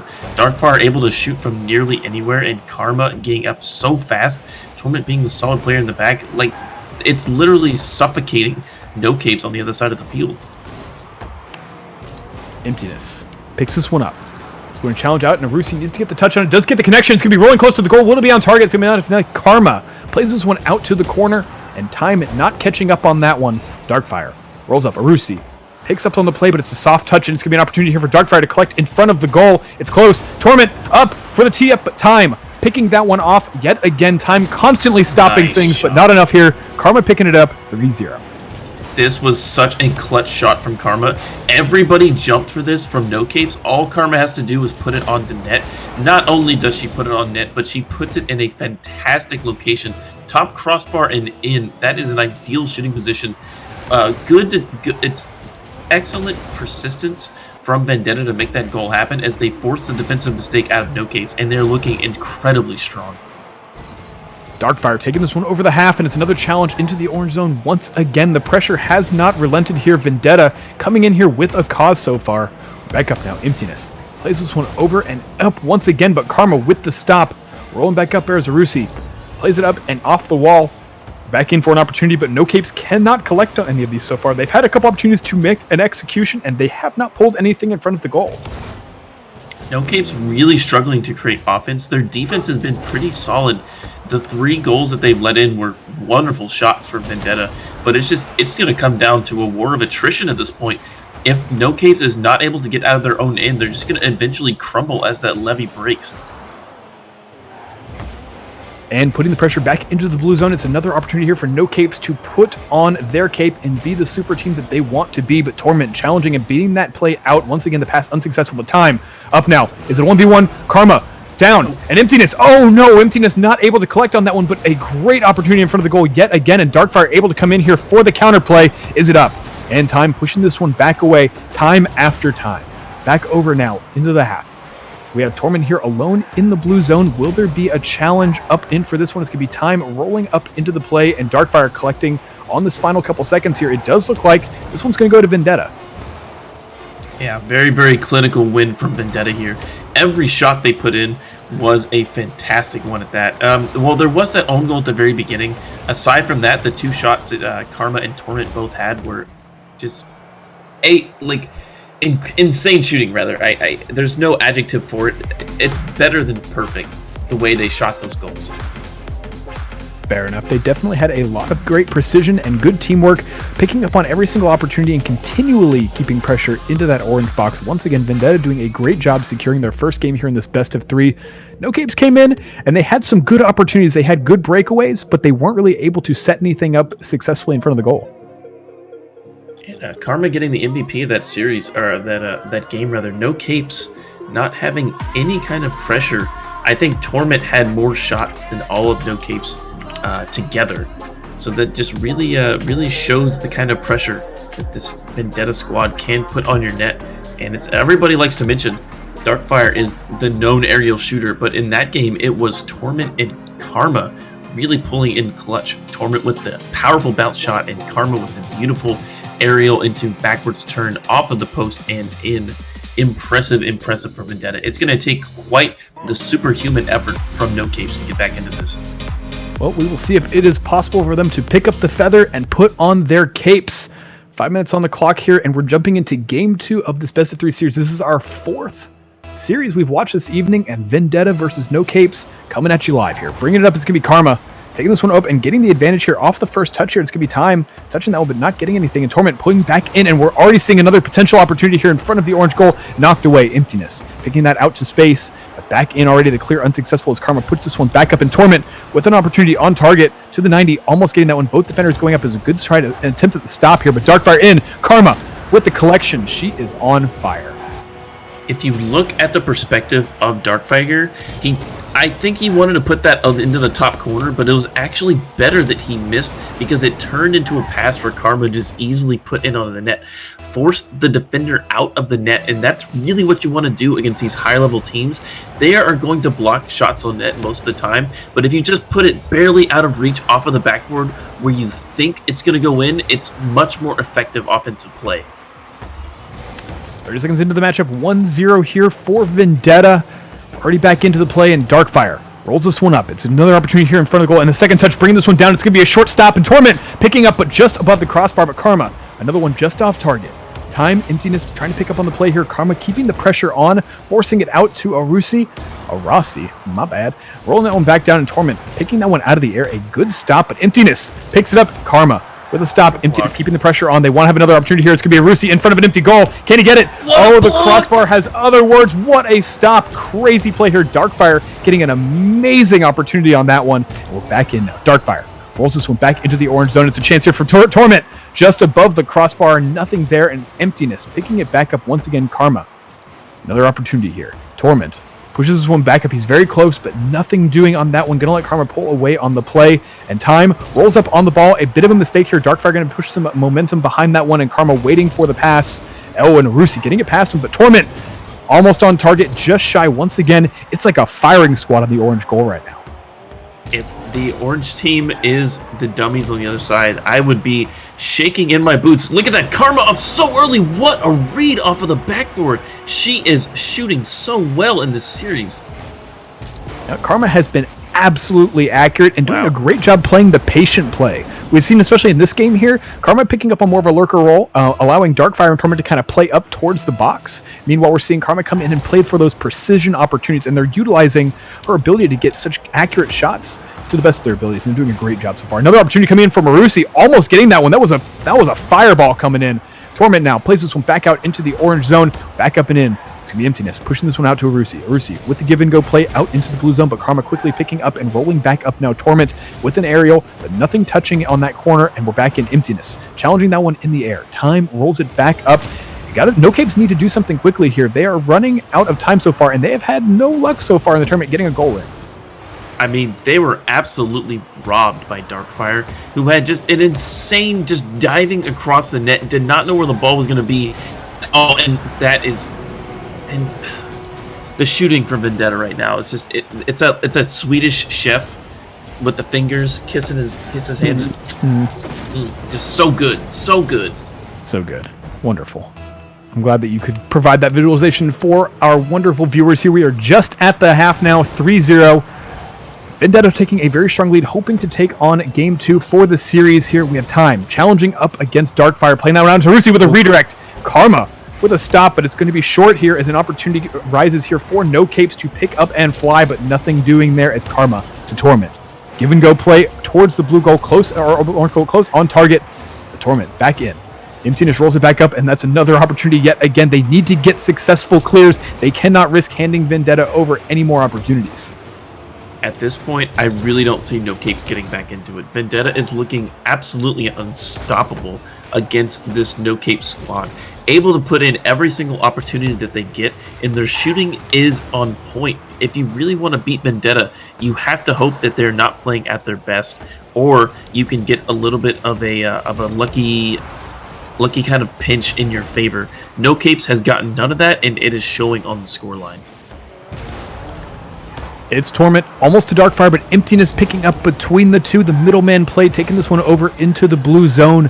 We're back up. Torment with a nice dolphin nose, but it's going to be back up now and an advantage here for the orange squad. Can they pull something out of this one? No Capes unable to. It's going to be Darkfire and Karma back over the line, and the parallel play. Royal up Torment on target, waiting in the back.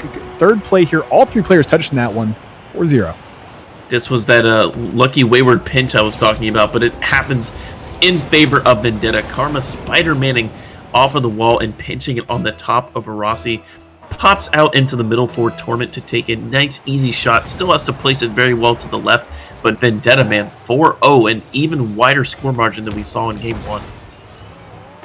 Here comes another opportunity once again. Vendetta closing in, but all three defenders rolling back out of that one. Karma unable to get the shot on goal. It's going to be Torment playing back through. Once again, 1 minute left here, and it looks like it is going to be a Vendetta victory. The question is, can No Capes put something in here against these extremely complicated opponents? They've had certainly a lot of opportunities in front of the goal, but nothing quite making it happen so far. Back down now, it's off the cross, or it's off the bar. Emptiness plays it out to the corner. Rolling up back here once again, and it does look like Vendetta playing it back into the orange zone. Their very familiar space. They've played the majority of their game there, and they're going to continue to at this point. Darkfire maintaining, but not getting the pass here from Karma, and it's going to play back over into the blue zone. Here's a chance here, but knocked away. Karma not letting anything in. This is an unrelenting Vendetta force, and close once again. We are getting so many opportunities here now. It's going to be Time pushing in. Time after time. If you fall, I will catch you. I will find you. Time after time. And we're in. Emptiness rolls it up. Here's the last chance here for Time. And once again, we are out of it. And waiting for the final touch. And it's going to close out this matchup here. And emptiness! Oh, consolation. Finally, representing my heart, taking it in here for the final goal of the day, emptiness. Picks it up here. They actually did. He won that 50-50 over Torment. I don't think it was even close to being earned. He was in the right position, made the shot. Torment had the touch, but just wins that the physics-based game. But man, Vendetta are looking so freaking strong, like incredibly impressive. Yes. Well, that's going to wrap it up for this matchup here. Vendetta taking a 2-0 easily over No Capes, only having one goal opportunity at the last second, but definitely worth it. Congratulations, No Capes, making it this far in the tournament. Vendetta will be moving on, battling up against some fairly difficult opponents. As I've seen, the brackets are definitely building up with quite a bit of talent. Guys, this was only round 4, and we saw Vendetta versus No Capes.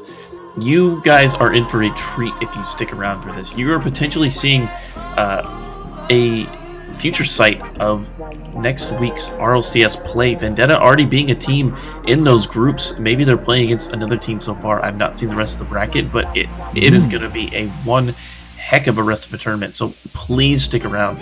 But I think that is going to be the end of the cast for me and Unthink.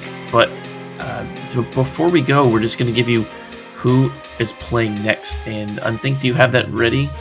I very well do. We do have Revival playing up against VVV Gaming. So it'll be a very interesting matchup here, and that's going to wrap it up for me and Mr. Fickle Platypus. We'll be back next week. Join us, don't miss out, and stay around. We'll be here with the next games here in just a second with Mr. Chimblade and Samael taking on the casting. Be right back.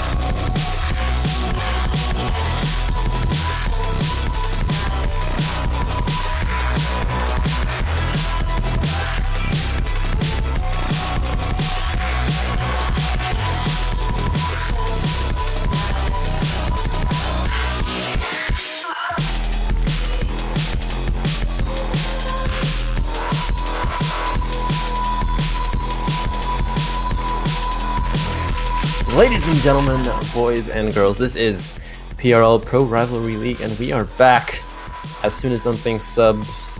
Thanks to you, buddy. But yeah, we are back. My name is Chimblade, joined by the one, the only Sam Lyell. How you doing today, Sam? Doing great, Chim. Happy to be here. Happy to be on the first 3v3 tournament here. So this will be the first time I'm casting that, and I'm definitely excited. As am I. One thing I'm not excited about, though, is that we're going to be missing out on the presidential debate. Oh, that hurts me just a little bit because I really wanted to watch that. But yeah, were you gonna catch that? You got that T-Vote or DVR there, do you? I think you can just watch it on CNN. I'm pretty sure they live stream it. I'm pretty sure there's somewhere. Legally or illegally, we won't talk about that. But we'll see what happens with that one. And I'm feeling a pretty big lack of politics right now. I really want to watch that. So how about I throw you? It's a stall, quote unquote stall. That's how us casters do it. Some jokes, because I'm just bored and I want to give you some political jokes. You ready for the first one? All right, we'll hear at least one. All right. So, get this: who are cats going to vote for in November? I don't know who. Hillary Kitten. Bam! That's good. That's good because kittens are also cats. Right? Cats, get it? So that was amazing. That was really good. But other than that, we also gonna have some great Rocket League. Also, maybe switch gears a little bit, Chim, away from the politics. But right now, I'm not sure if you were watching that last match, but Vendetta, man, they were looking good. We may see them later on in the tournament for sure. But now Revival and the Triple V Gaming, this is sure to be a good one as well. Yeah, definitely as Revival is an RLCS competitor. That'll be interesting. VVV, definitely a strong team as well. Waiting on the players to get in, though. Any predictions, Sam? I'm just gonna go with Revival. Seeing the big names there, I'll just kind of roll with that. I think that's the safe bet. So that's my choice. Okay, we'll go with that.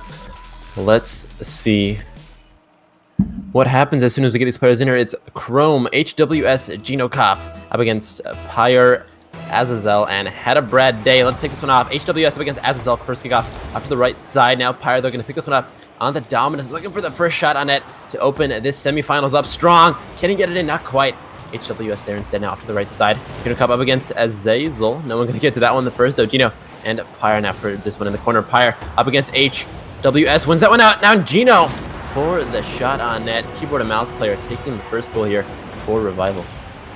Yeah, Geno Cop definitely impressive with the keyboard and mouse. Actually, Chrome and Geno both go up for the same ball. Kind of the teamwork high five as they slam it in there. But yeah, nice start for those guys. Just 20 seconds in here, up 1-0. Definitely Azazel now up against Chrome. Had a Brad Day. They're going to pick this one up off the right wall. Looking to respond as quick as possible. Pops it center. HWS still coming out with a clear on that one. Up high now for Chrome to connect with it. Whiffs out on that opportunity. Can his teammate throw back him up? Not quite. As Azazel there instead. Geno Cop though off the wall. Loves to play off the wall. One of the Spider-Man players. Chrome with a beautiful pass over to HWS off the crossbar. Third rotation not in quick enough as VVV takes this one back in possession. But no, Chrome there instead now off the crossbar to HWS for the finisher. He's not going to find that one either. 4 minutes left in this one. Might be a goal here. Not quite. 1 goal deficit here for them to make up. VVV looking to come back strong. Not happening though as Geno passes it over to Chrome. Chrome with a good chip over to his teammate. Geno with the lob pass over to HWS. The fire. Oh, so close. They were on fire there. Yeah, that was so close after there was actually a good opportunity on the other end by Triple V Gaming. That was a good transition by Revival. So close there now as we're getting definitely back and forth as the play opens up just a little bit here. Definitely a minute into the game, you should see the play definitely open up. HWS now off the backboard. Pyre rather over to Chrome for the finisher. Gets a good interception, but Azazel textbook save from his end. HWS now up against Pyre towards the middle. Geno Cop for the finish. Not going to find angles, looking for Azazel. Had that one covered, and now it's up to Chrome now to carry this one forward. But Pyre comes in instead of Chrome though, keeping defensive pressure on, looking to take that one 1v3. Almost got it, baited out 2 offensive players in that one. Now HWS for the finisher. There it is, puts it in 2-0 here. Yeah, Triple V did their best. They were doing okay on the rotation, but the pressure from Revival just looked too strong. HWS a nice aerial to go up as they were probably lacking boost. You know, anytime you get strung out in the defensive zone for too long, you're usually having trouble getting the boost as well, and that probably came into play there, as I'm sure HWS came flying in with close to a full tank to make that one 2-0. Yeah, definitely. And an anonymous source named Fickle Platypus tells me that HWS is Hot Wheels Sid. Probably should have figured that one out, connected the dots, but Now we know to call him Sid. Chrome looking for the finisher off of I Sid. call him like I Gino read Cobb. him, man. I call him like I read him. Call him like I read him, exactly. But the third goal on net here for Revival. Yeah, that was really good. Chrome almost had that first one, but Gino Cobb read that really well. It's that quick bounce off the ceiling. Right now, Triple V Gaming looking out of sorts on the defensive side of things. They're going to have to turn it up a notch if they're going to want to have a chance in this one, as Revival is looking really good. Definitely our Gino Cobb now looking to carry that forward. Not going to find it. Zazel, though, coming out with a clear of his own over to the blue side now. Sid gets the pickup, gives it over to Chrome. Chrome now up high, off the left wall, looking for the double touch as well. Not quite finding it, though. Now it's going to be Gino Cobb off the left wall. Pyre, though, comes out with an interesting little backflip. Keeps it out of harm's way for just a moment, but Gino Cobb looking to put it back into that penalty box here. As well for VVV now looking to retain possession here. Carry this one forward with had a Brad Day looking for the angles. Not going to find it. Chrome coming out instead with that save. 2 minutes and a half left. That's half the game gone here. Any big differences you see between the two teams?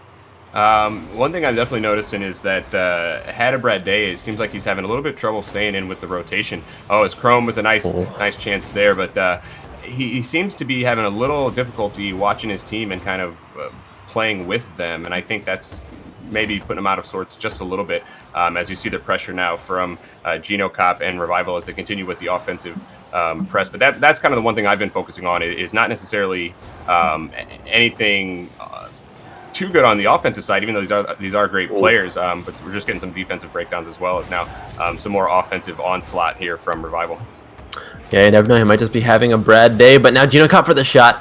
Popping one up high. Gino looking for the insane angle. Almost finds the freestyle off of Chrome's pass. So close. Beautiful offensive play on that one, though, as Sid rolls it back forward over to Chrome, and Sid looking to work this one out. Maybe could have gotten a pinch for the angle. Not quite, though. Off to the right side now. Gino Cobb up against Brad for this one, but Chrome comes up in the air now. Looks for a shot of his own. Not going to find it. Maybe the redemption here for Sid.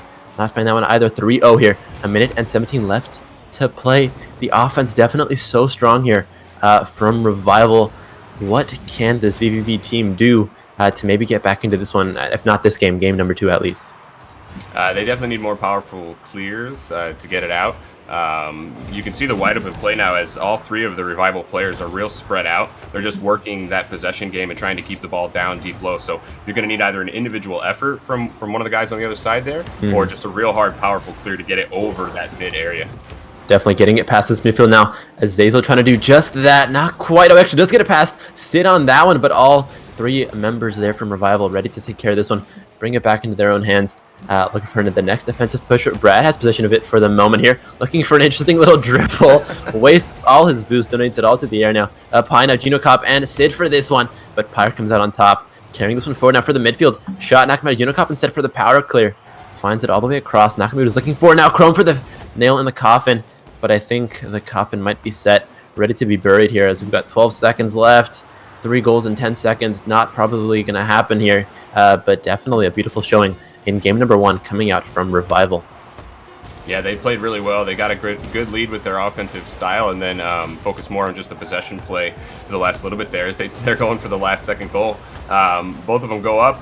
Can they get it? No, they're probably not going to. But yeah, that was kind of the key. I think they jumped on that lead and then sat back a little bit on it and played a good job to maintain it. So yeah, a good job in game 1 by Revival, and look to have a good response, I think, by Triple V Gaming, because they're not out of it yet. I mean, they've got some good players as well. Yeah, definitely. And then if you look at VVV, they've got 4 saves, and all those saves are great. A lot of times when you're looking at the stats and you see that you have more saves than the opposition, but you still ended up losing, it's usually a sign that you are allowing way too many balls to go anywhere near your net. You're not putting on enough offensive pressure, and like you said, they do need those power clears to transition from defense into offense quicker than their opponents can. And that might be the big factor here. We'll see what they can do in game number 3 or 2, though. As soon as you're ready up, there we are heading into game number 2. Definitely a crucial game, because this is the semis. Winner of this game, if it is VVV, they go into game 3 to contest for the prize pool. But if it is Revival, they head into the finals up against the winner of our next semifinals, but we don't know who that is yet. But definitely that one should be a good game as well. But let's talk about this one. 5 minutes, 0-0, blue and orange reset. Revival up against VVV again, game number 2 here. Revival taking game 1 3-0. Off the top now is Gino Cobb over to Sid. Sid for the pinch. pass center, finds it. Pyre there as well. Bit of a weak touch as he just gives it right back over to Junocop. What we were talking about before, again, those clears need to be a little bit more powerful, have a little bit more intent behind them, need to be knowing what the next step is after that clear.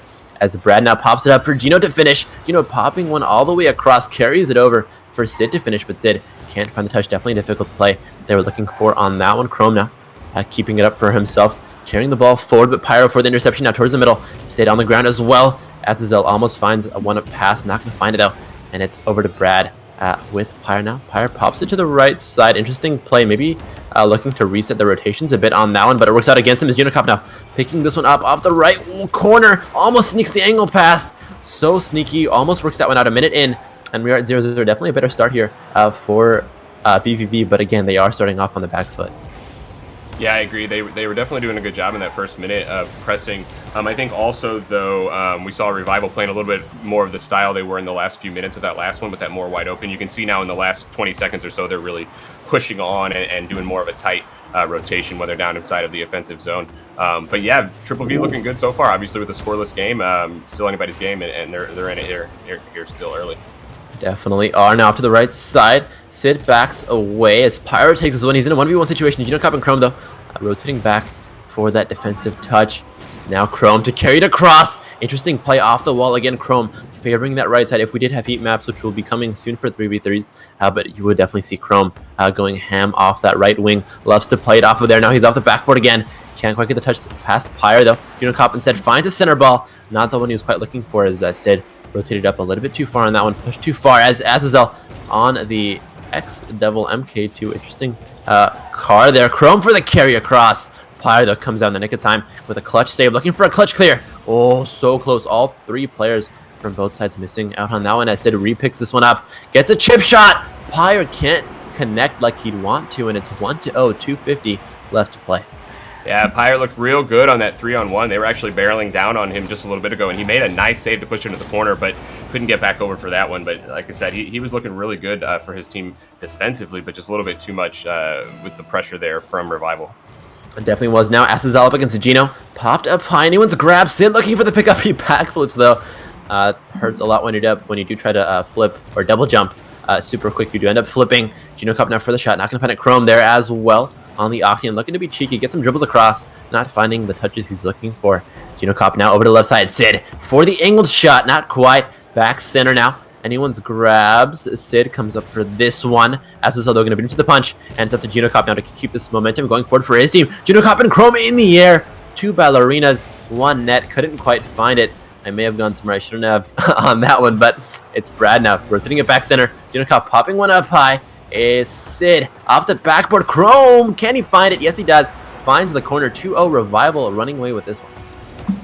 Yeah, you can see the style of these guys as they just control the boost and they control the positioning of the play as well. They just do a great job of reading when the other team is going to get to it and putting themselves in a good position to respond when they do. And kind of similar to the first game, if Triple V here can't get those concise, decided clears, they're going to have real difficulty. They've got to get good first touches and then a good follow-up as well to get out of the zone. Yeah, definitely VVV's hopes and dreams receding quicker than Trump's hairline as Junocop now pass it up to the right side. Chrome over to Sid. The three-man play. Can't quite find it. Brad now, interesting. 4 touches in the air. Pyre gets the cleanup there in the back end, but it's over to Sid again. Sid and Junocop now looking to work this one out. Push it past this corner. The ball's in the corner. Definitely difficult. Wants to get it out, but there's Chrome. Finds the third goal. His second of the day, or of the match, rather. 3-0 here. Revival taking a commanding lead.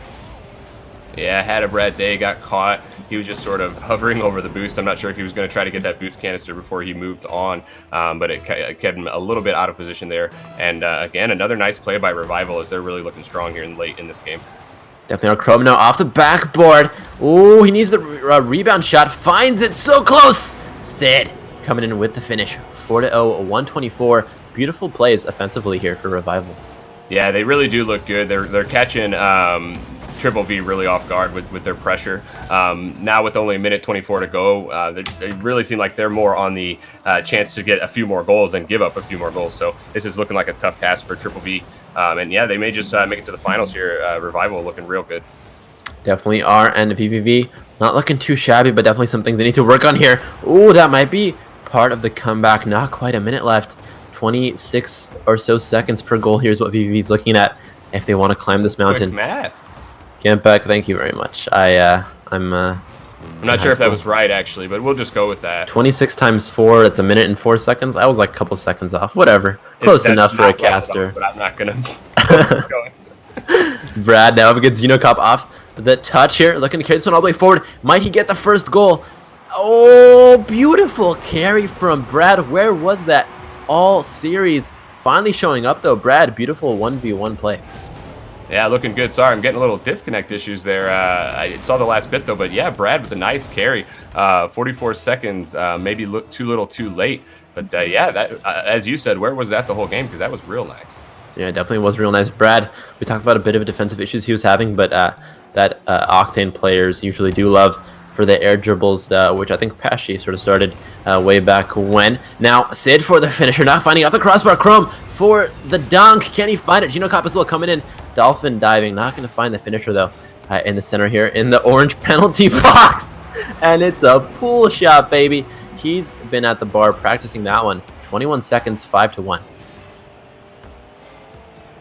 Yeah, sorry, I just want to kind of watch and bask in it as I was wanting to see that pull shot up and close. But yeah, that was definitely good. He just piled right through the defender. It didn't matter that he was there because he was going to make that ball go in no matter what. So yeah, I think Xenocop, Chrome, and Hot Wheels Sid, they're going to move on here. Looking real great in the semis as they go on to move forward in this tournament. But Triple V, not too bad themselves. Still great players.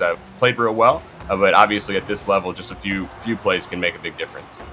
Yeah, definitely can, and that is going to be hitting the ground anytime soon. No 0-second antics. The winner is Revival of this game and this year's Revival, taking it 2-0. Sid, Gino, and Chrome. Quite the showing here, 3-0, then 5-1. So definitely a pretty commanding lead in this series. Overall, they're readying up because they might think it's a best of 5, but it's a best of 3. The only best of 5 we have here at PRL is the finals. Everything else is a best of 3 all the way through. But that is going to be it for semi-final number 1. And we can hop straight into semi-final number 2 as we get the server ready. I think it is ready. And all we have to do is enter quick little password, quick username, and we'll be into that one. So semi-final 2 is going to be Vendetta up against Genesis. Vendetta, definitely a strong team. They're using one of their subs. They are an RLCS team, as is Genesis, but Vendetta using one of their subs, Karma. She streams as well, so make sure to check her out. But should be an interesting series. And Karma, definitely, if you guys were watching the tournament before this, coming up really big here for Vendetta today. Yeah, I was watching a little bit of that, and I've actually caught her stream actually recently for the first time, and she is definitely a really good player, a really good technical ability, very coordinated, and knows exactly what she's doing. She's very precise in what she's doing in her movements and things like that. So yeah, this is sure to be a really good one. I'm excited to watch and cast this one as we got two really good teams. Obviously going to be a lot of names that people have seen in this one. Yeah, definitely all the names should be recognizable if you have been in the Rocket League scene for a month or so. Definitely big names, especially coming out of RLCS. A couple of, or one streamer name that pops out, Karma, of course. But Espion and his Genesis crew were in the RLCS last season contenders for this one as well. So we'll see what happens as Pluto, Classics, and Espion ready up against Darkfire, Karma, and Torment for this one. And I just heard that Pluto hosted us, so thank you very much, Pluto. You are a lovely man, and because you hosted us, I'm rooting for you now. I'm not supposed to do that, but you know what? Yeah, I'm rooting for Pluto. Easy to buy, Chim? I'm pretty cheap, to be honest. Or I guess rent. He's really just renting you, so that's not as bad. Not as bad as Darkfire now. Looks for the pickup. Torment for the finisher. Not quite gonna find that one. Classics picks it up off of his hood. Looking to carry it forward. Interesting touches on that one. Espion there as well. Popped up high now. Off the top. No one gonna find the finisher though. Pluto there as well. Looking to carry this one all the way forward. Karma now off the left side to Torment. Interesting little follow through 1-2 play they were looking for. Not gonna find it though. We are 4 minutes 25 in, 35 seconds in, and so far it's been very fast-paced, end-to-end. Both teams going pretty ham off the gate. Maybe looking to score the first goal because that first goal might be the decider for the whole match. Yeah, so many times the first goal is super important, that's for sure. And you're exactly right. Both teams are flying high, trying to get that first one. You can tell. Nice shot here by Darkfire up high, but Classics, ooh, a nice save. Definitely from Classics, looking to carry this one all the way forward. Not finding it though, Darkfire popping it up high here across the crossbar. Not what he liked though, Classics carrying this one all the way forward now. Darkfire though is in the midfield, and we were talking about this that we've been seeing with the previous team who lost VVV. They were getting way too many saves, but this team here, Vendetta, making sure that they don't even need the saves because they're blocking the ball before it comes on their own end. Beautiful shot there. Pluto though coming out with the save. Pluto definitely known for his defensive abilities, especially off that crossbar or backboard as he's carrying this one all the way forward now, popping it all the way up high. Espeon for the impossible angle to Pluto, almost finds the connection. 3 minutes 25. What a game, Sam. Yeah, Genesis is really looking good. They're pressing and keeping good control here now as they're getting a little bit better of the play over the last half a minute or so. Classics, ooh, with a nice shot with the play from Pluto, but oh, Torment with an even better save to get there in time. But this has just been a great match so far. Both teams are moving at a really high pace, and there's not a lot of room out there to do much of anything, even though the cards are as spread out as they are.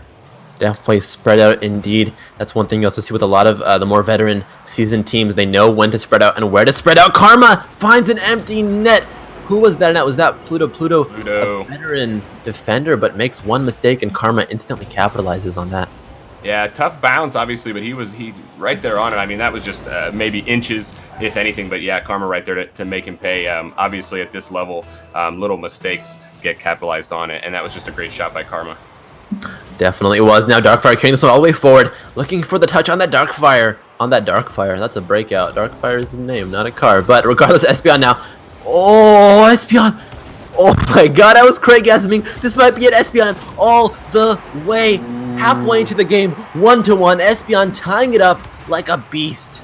Yeah, he deserved to ultimately get that one down in there. Darkfire, the last second approach. I think Torment and Karma got a little bit mixed up as both went for the initial save on that one, and that really left them out of play after Darkfire with his last minute save. Bought him a little bit of time, but then it was just a 2-0 there. That was just an absolutely amazing air dribble. So close, Pluto on the rotation almost finds that. Genesis going so strong with the offensive plays. Espeon had that one all in his back last time around with the score, but this time it was a team push forward. Working out so well now for Genesis. Torment now passes it left over to Darkfire. Darkfire, the 3-man play or 3-member play because there is a grill involved. Espeon now keeping this one going forward. Darkfire though stops it in the midfield, making sure to keep that one out of their half, but Classics popping it right back in now. Karma and Torment to work this one out. Bit of miscommunication on that one as Espeon carries it across to Classics. These players love to be flashy in the air, and it's showing so much. There's a shot on net now, a little bit too high, but the rebound isn't coming in. Torment and Karma get a pinch off of each other. Very beautiful mechanic at those pinch shots with your teammates. Pluto makes a mistake.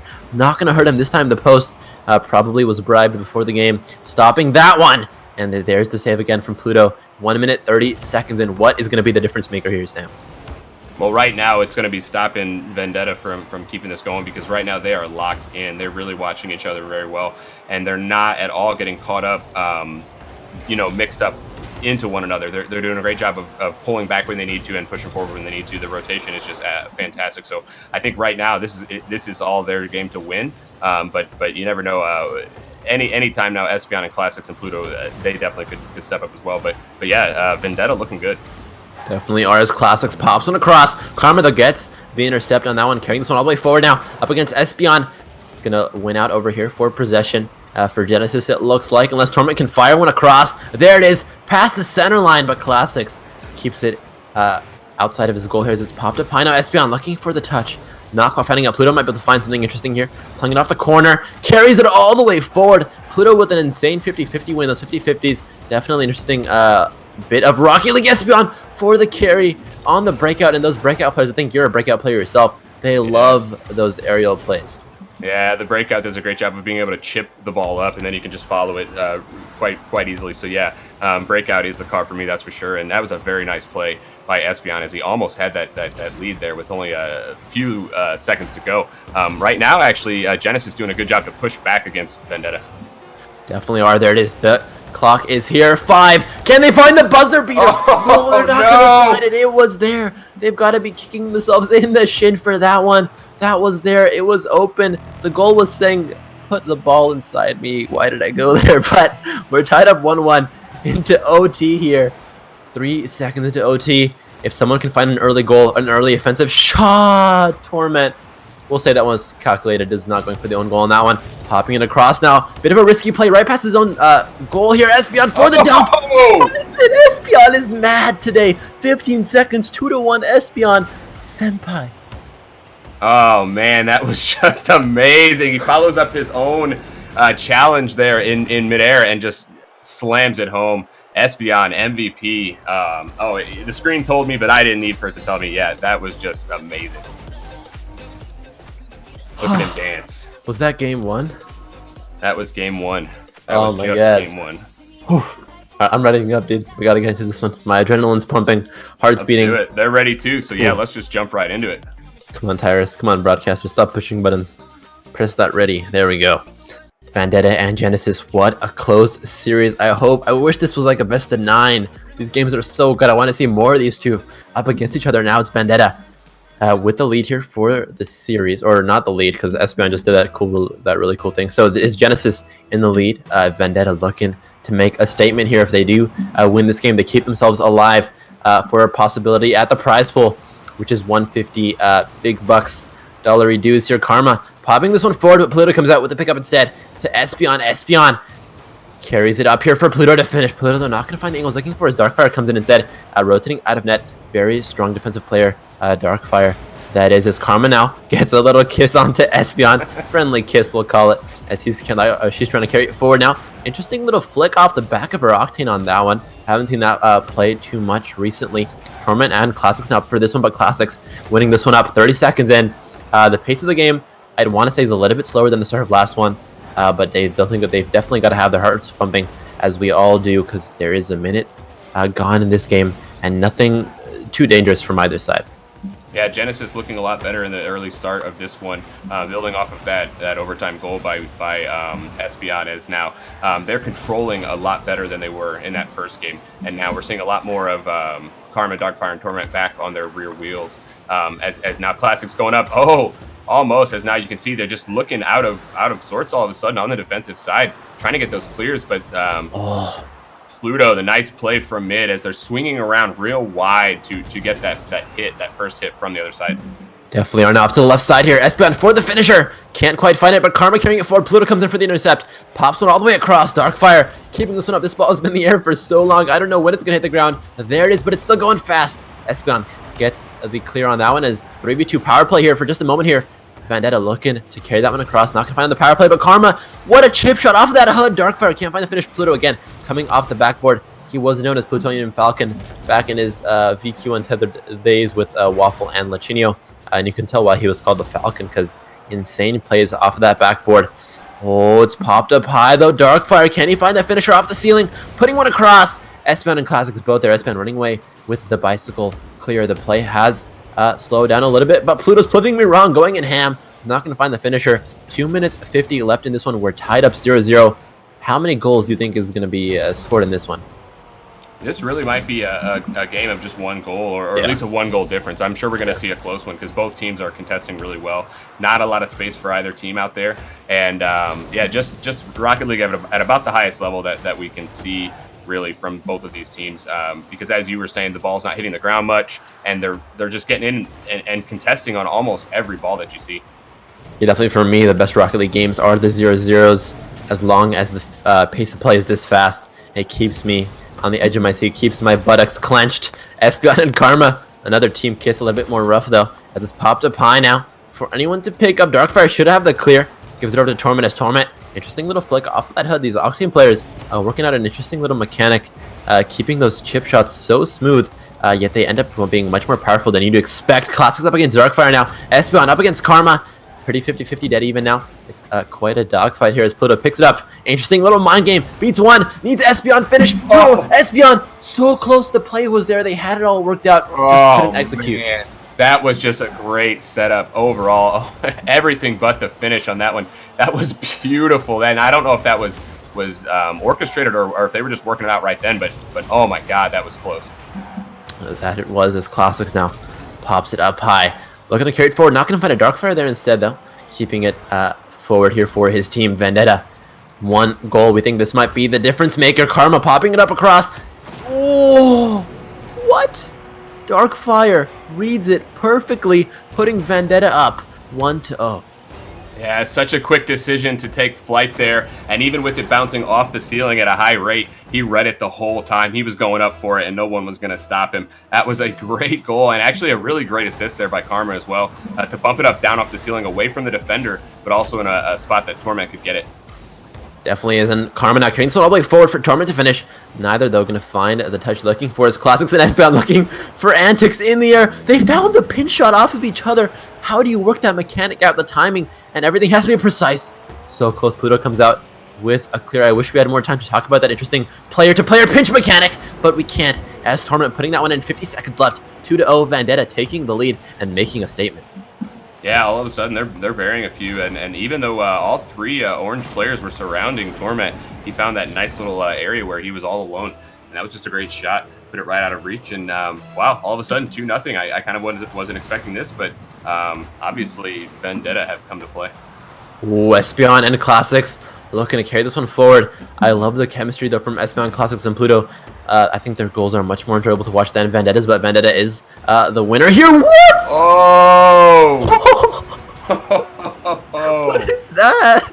Oh man, just watch this. That pass from Espeon, and then look at that. Classics going the other direction. Just stops his momentum, as you have definitely seen if you've played, where sometimes you can just completely stop your momentum in air with the air roll mechanic. And that was great timing by Classics to redirect that. What a redirect from Classics. I want to give him the win just for that shot. Looking for a similar play here. Almost finds the pass. This is why he's the Dominus, man. Look at these players. They're so good. We can't counter Espeon on that breakout. Now popped up high. Classics looking for another impossible angle. We know he can do the impossible here, but now it's Torment up against Pluto. Pluto for the shot, for the equalizer. Not going to find it. 10 seconds left. Pluto knocks it off to the right side. Classics looking for a similar shot. Not going to find it. Espeon up against Torment. This is going to be it, it looks like, for this game. Torment looking for the nail in the coffin. Should be hitting the ground anytime soon, but Classics is looking for a carry. No way. Okay. If that happened, I would have uninstalled. But Vendetta taking this one 2-1, all in the blue. And we are tied up 1-1 for the series. What? Don't uninstall, man. Don't leave me hanging. Don't talk like that. But these guys can keep the ball up. You know that. These guys are rolling. But oh man, that was just a great series, and actually a good play by Genesis there in the last minute to make a game out of it. Wow, I just don't even know what to say actually going into this third game. Don't say anything. Just ready up and let's watch it. Do you have any thought on who might win this one?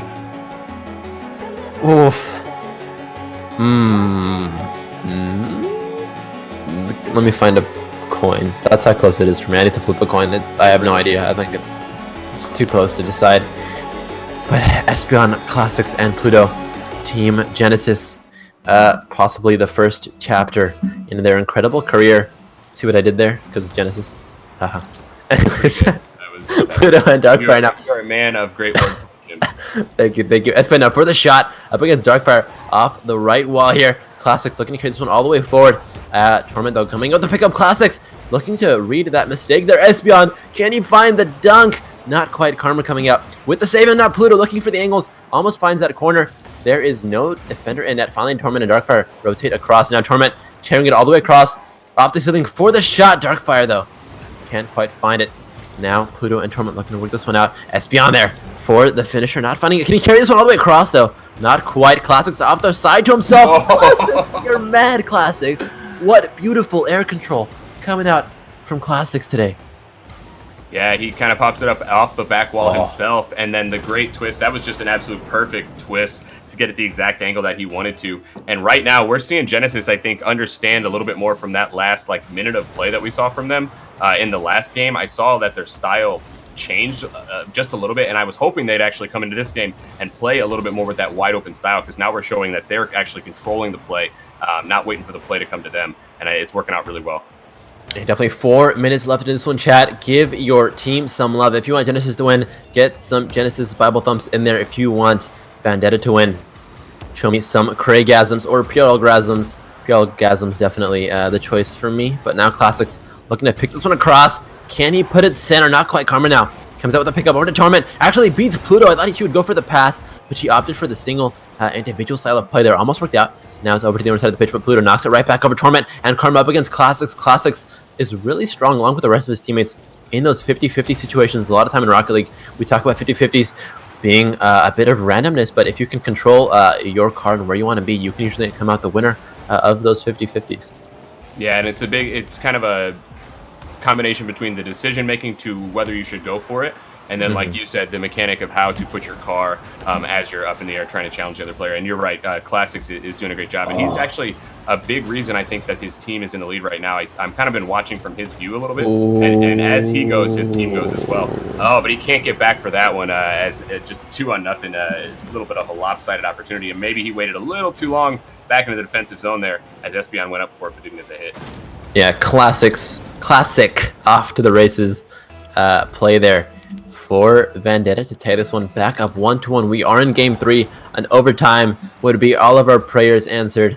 Thank you, Cloud Fuel Senpai. But now Karma whiffing on that one. Torment looking for the clear pass. This one, can he find it? Not quite. So though, going to carry this one all the way forward, winning a 50-50 of his own. Darkfire though, looking to keep the play across that midfield line. Not going to find it. It's back into his own territory as his team looks to carry this one across. Finally, Darkfire keeping it past the Vendetta side of the pitch and carrying it over to the Genesis side. But Espeon keeping it off that backboard. An interesting mechanic, or not a mechanic, but an interesting defensive style of play to have is to keep that ball from ever touching your backboard, because those backboard shots are insane. And like we were talking about, Karma is a beautiful player at reading those backboard shots. And if you can keep it from hitting the backboard, as Classics is trying to do right there, not going to find it though, you might come out on top a lot of the times with the defensive saves.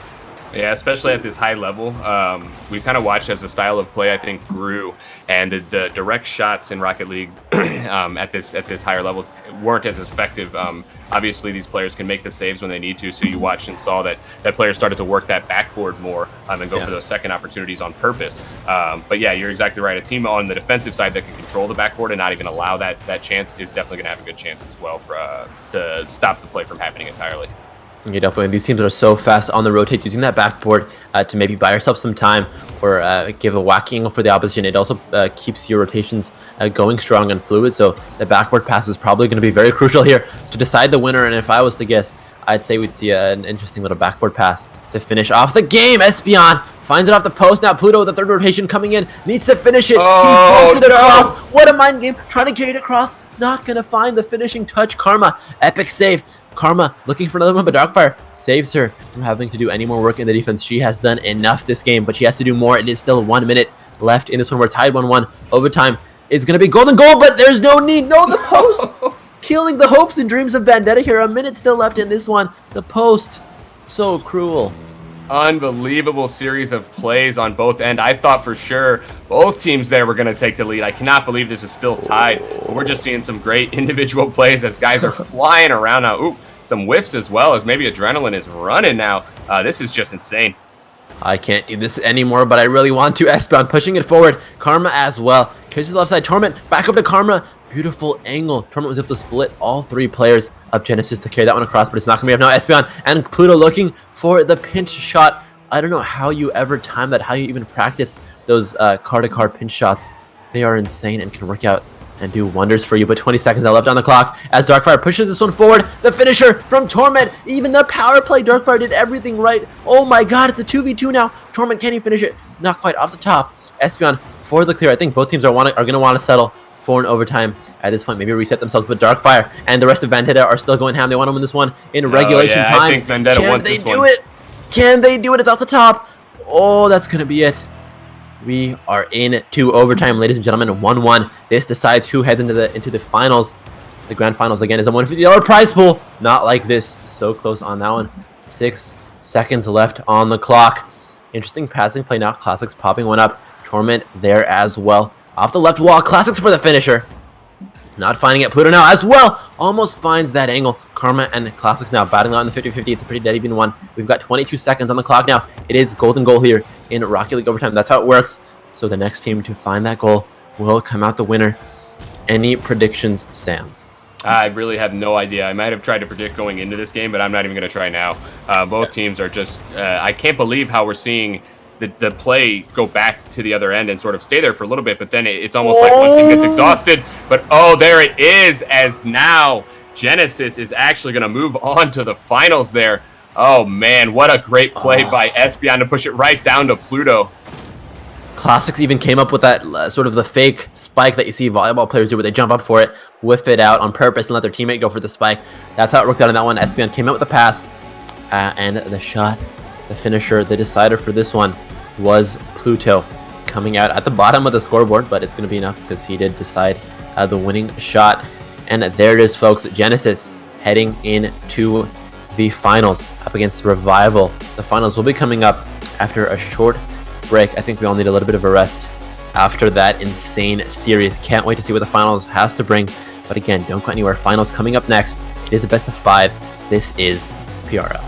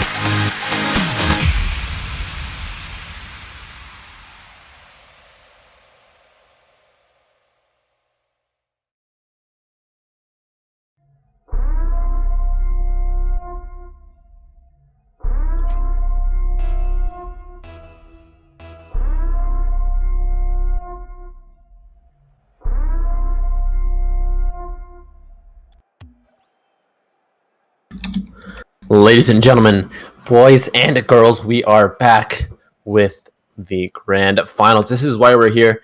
This is why the players are here, to get to this final stage of our first ever 3v3 Rivals tournament. Again, the prize pool is $150. Should be an insane matchup here. Genesis up against Revivals, both RLCS contenders for this. RLCS should be amazing. Sad Junior is in chat to cheer on his weeb friend Espeon as he heads into the finals with Genesis. Again, it is Genesis, Espeon, Classics, and Pluto up against Genocop, Chrome, and Sid. So we'll see what happens here in the finals again. My name is Chimblade, and this is PRL. Thanks so much for joining us. As soon as the players decide to hop in, we'll be getting ready to have this one go underway. And how do we have our own arena? Well, that is a great question. I'll answer that before the finals. We gave our graphics guys some pencils and our devs some crayons, and they figured it out, and they made a cool map. But Classics Pluto gave them supplies, and then they finally did something.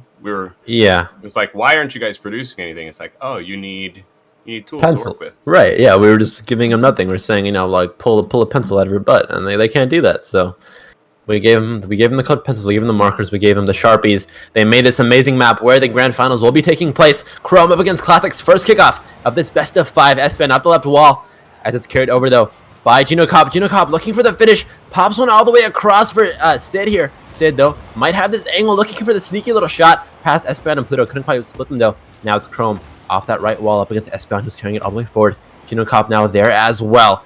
Can't even get the center ball here. Looking for both of his teammates. Not going to find either one, though, past Classics. Ooh, Classics, cheeky little guy there with the mind games. Espeon back over to Pluto. Now Pluto looking for the play. All three members of Genesis involved in this push forward here, but it's not going to work out for them in the end as Gino Cop comes out instead with that save. Sid now carrying this one all the way forward. Espeon and Classics looking for that pinch shot.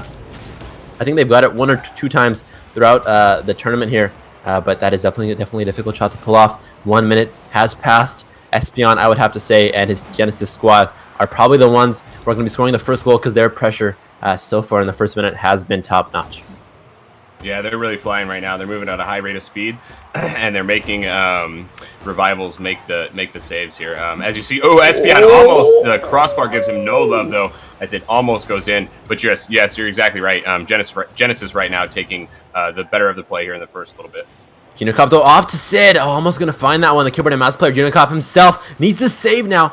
Good little parry. It's very difficult to save those ones when you are behind the ball, and couldn't save that one. Pluto finds that far post, plus the defender. 1-0 here. Genesis taking the lead as expected. Yeah, Pluto with the speed coming into the corner, but gets the angle that he needs actually to push that one in. That was actually a really good shot because, like I said, he had a lot of speed coming up into the corner and just tilted his car to do more of a deflection than an actual shot on that one, and it definitely caught him off guard. Yeah, great shot by Pluto. Chrome carrying this one all the way forward. Pluto comes in hot with the clear. It's all up to Sid now. Can't keep it out of the danger zone as Chrome flies past across the goal. Oh, so close to crossbar, though, showing no love to either side for now as Espeon keeps the play going forward. Needs to get this one past Gino Cop. Not quite going to find the touches he's looking for, though. And now it's for Pluto to carry this one across. It's popped up high, but Sid comes out with the save. Classics rotating across, looking for the center play. Finds it, but Gino Cop gets a clear of his own now. Espeon keeping this one on his hood. Off to the right side, Gino Cop carrying this one all the way past one player. Can't beat the second, though. Sid up against Classic. Sid for the shot on net. Finds the left corner. Pluto, bit of a risky clear as Chrome recenters it. Where's the third rotation coming out from Gino Cop? It's a little bit too late. Maybe Gino Cop didn't notice that Classics was getting into it first. Decided to back up and opt for this rotation instead. What a play center. So close, Sid. And Gino Cop almost had that one worked out. We're halfway through the game, and Revival is down 1-0. Oh, did I speak too soon? No, I didn't. So close there. But we are halfway into this one. And what is the deciding factor? What does Revival need to do to get back into this one? Well, honestly, they just need to keep playing and doing exactly what they're doing right now because their offensive pressure is really good. It seems to be when they get caught on the defensive side of things is when they get in a little bit of trouble. But now they're definitely a lot more comfortable being down in Genesis's end. And yeah, just keep up this pressure because if they can keep getting shots like this, the defensive pressure is bound to crack at some point. Espeon. Nice play, though, to carry it up midfield and get it back down deep into the zone. He said, enough with this defense. We're going back on the offense. That we are. Now Espeon for another shot. Can't find the one past Sid, though. Off the right wall. Sid looking for the finisher. Can't quite find the corner, though. His Classic comes out with a little touch on that one. Makes sure that rebound is not available for any of the Revival players on that one.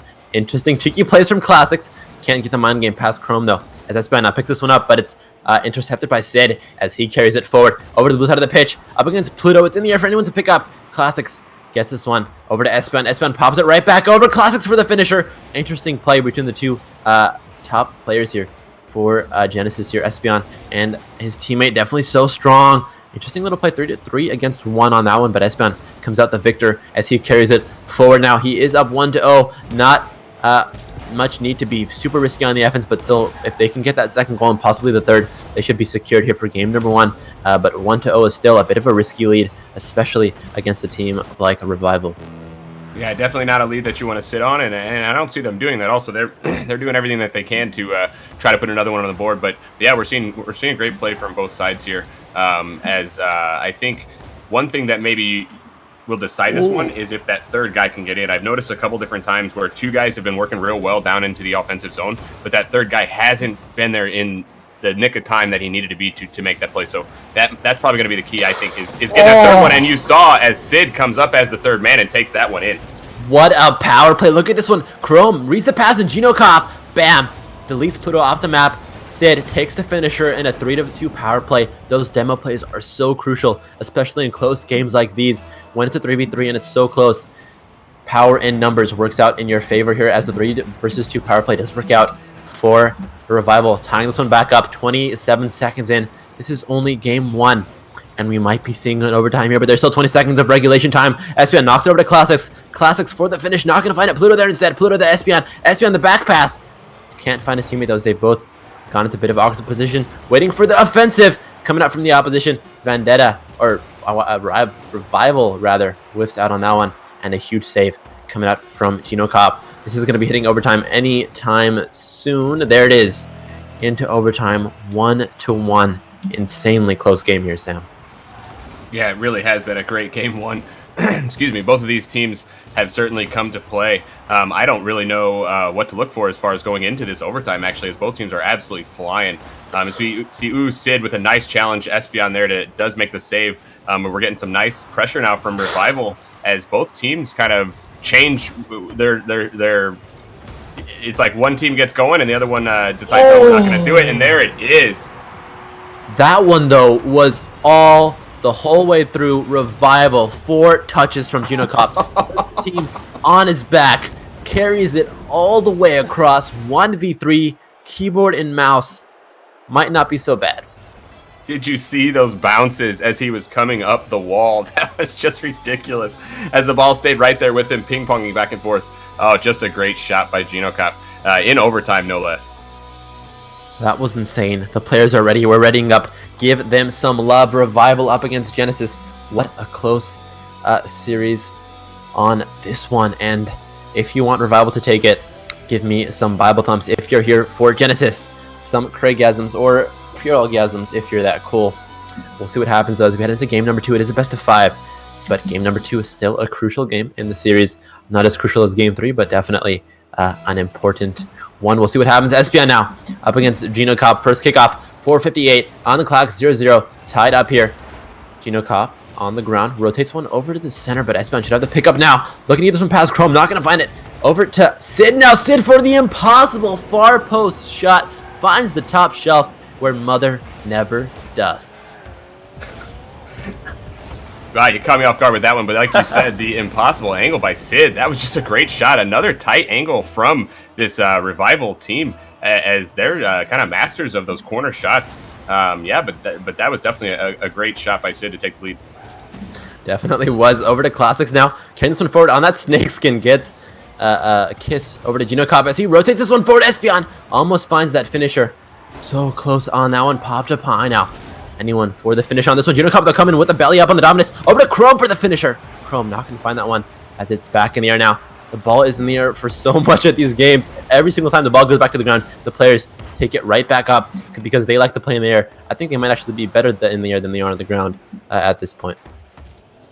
Yeah, you definitely see that. That's where a lot of the transition goes from that lower level play to the higher level play, as most of the plays are up in the air, exactly how you said. You see a lot of chip shots where guys are chasing those shots, a lot of in-air contesting and 50-50s, and definitely way more aerials than dribbling. But not to say there's anything wrong with dribbling. That stuff mixed in is definitely great to have in your repertoire. But yeah, a lot of high-level aerials, as we see there. One, ooh, almost to the ceiling. Gino Cop gets it deep down in the zone. Pluto over to Classics, but Chrome comes out to intercept to Gino Cop. Gino Cop looking to get this one forward. Not going to find the back pass over to his teammate, but Sid comes in. Hot wheels on. Not going to find the shot he's looking for as Pluto reads that one. Pretty textbook from his end. Pluto, though, now carrying this one all the way forward. Chrome gets a drift. Gets a good little parry off to the right side as well. From the angle his car was at, you would have think that he would have popped it back center, but he was able to find the angle to parry off to the right side, make sure his team retains possession. But now it's off to Pluto. Can he be off to the races? Not quite. Chrome's comes off with a clear of his own. Chrome definitely one of the rocks here in the defense for this Revival team. Let's see what he can do in the offense here. Looking for the demo on Pluto. Instead, he got for the boost. And Classics, no way. You did not do that, Pluto! Oh, so close. What a play. Classics and Pluto working it out so strong with the 2v3 plays in the offense. Yeah, that was incredibly close, and now we're seeing down on the other end. Oh, as you often see, one team makes a save and pushes down on the other side. But yeah, just a great play there by Genesis as they try to get this series tied back up. They're doing a great job of trying so far. But ooh, Espeon with the Fields backflip. Wow, out of place there as Classic makes him pay. What happened on that one? The shot comes in from the top, and Espeon whiffs on that one. Classics comes out for the shot, though. We'll say it was a tactical whiff from Espion in that one. He was just blocking it. He wants to keep his 5 points. He's got 5 score. Best score, 36 ping. He's living the dream here. Chrome now up against Pluto. Pretty dead even on that one. Sid looking for the finisher. Not going to find it. Pop to pie now. Sid carrying this one all the way forward. Gets a beautiful touch. Again, these Octane players, they're able to use that hood, that tip of the car to make sure that they knock it up as high as possible. Sid now for the dunk. Finds it over Classics. 2-1. Immediate response coming out from Sid and Revival. Yeah, Espion with a little weak clear. He kind of is rolling down in the corner, and that's just enough time for Sid to go up. And I don't think Classics was expecting that misplay. Just a quick dunk there by Sid. That was definitely nice. Good job of rotating his car as well to get the side of his car that he was wanting to make sure that the shot had a lot on it as well. Ooh, Espion over to Classics, looking for a quick response of their own. Not going to find it though. Espion and Pluto now might be in a tough spot as Sid is off to the races. Can he find the floater? Beautiful shot of choice from Sid. He could have gone for the power shot, but he went for the floater, put the opposition off guard. Beautiful play from Sid. Yeah, that would have been really tough to stop. Not a whole lot of time to get back for Classics. Like you said, I got to give him credit. Yeah, he probably did mean to just float that one in there, not take that direct shot, because he probably knew Classics was screaming in like he was, and it was almost an impossible angle and spot where he put it right up in that top corner. Beautiful play from Sid. He is on fire indeed here. If I had a Hot Wheels set, he would be the first car that I collected. Sid though, now not trying to drop one across, not gonna find that one. Pluto comes out with a clear in the air. Classics now carrying this one all the way forward, going for the demo as well on Chrome. Gets a kiss, not the demo though. Can't go the full distance here as it's over to Gino Cop now, carrying this one across. Espion though, good intercept, keeping the play on the orange side of the pitch. Pluto and Espion looking for a similar little pinch shot. Put that one in. But I can't believe that we're only in game number 2 here. It feels like we've been here for so long because these teams have been insane! Another insane response. Classics, 2-3, closing that gap as much as he can. 2-3, 1.5 minutes left to play. Wow, Pluto made that one. He came streaking across and actually chipped it up off of the top of the defender to give it a weird angle back towards the goal. That was actually a great play by Pluto. And Classics takes no time to just get up and slam it home as, yeah, a little of a unique play by Pluto, but it definitely worked.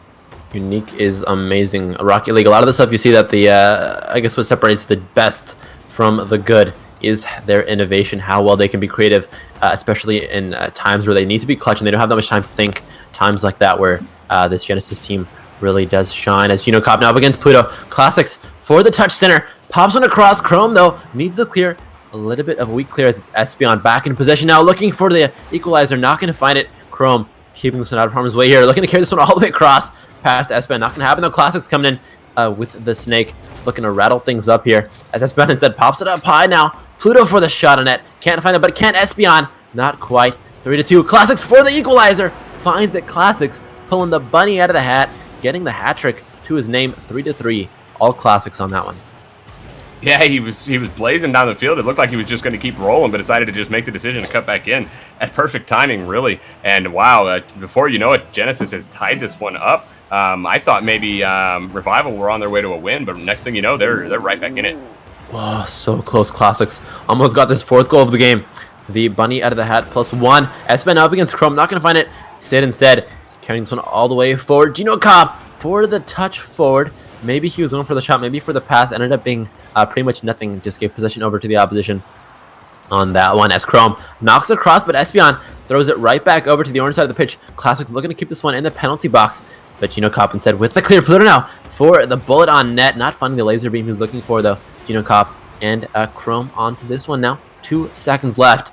This might be yet another overtime. It is 3-3. This is by far the best series I have seen. Yeah, this has been great so far. I'm absolutely enjoying this. A fan as well, even though I am casting it. We are seeing absolute high-level Rocket League, and there's a lot to learn from for everybody watching who wants to maybe get to this level someday. So, yeah, keep your eyes open. It's Classic. Ooh, with a nice play to follow his own shot there for midair, using all of his boosts, and almost got the chip down off the floor, or the pinch, I should say. So close. Pluto carrying this one over forward for Classics to finish. Classics, snaky, putting one in. 4-3. Classics, all 4 goals to his name for Genesis. He is the man of the hour here.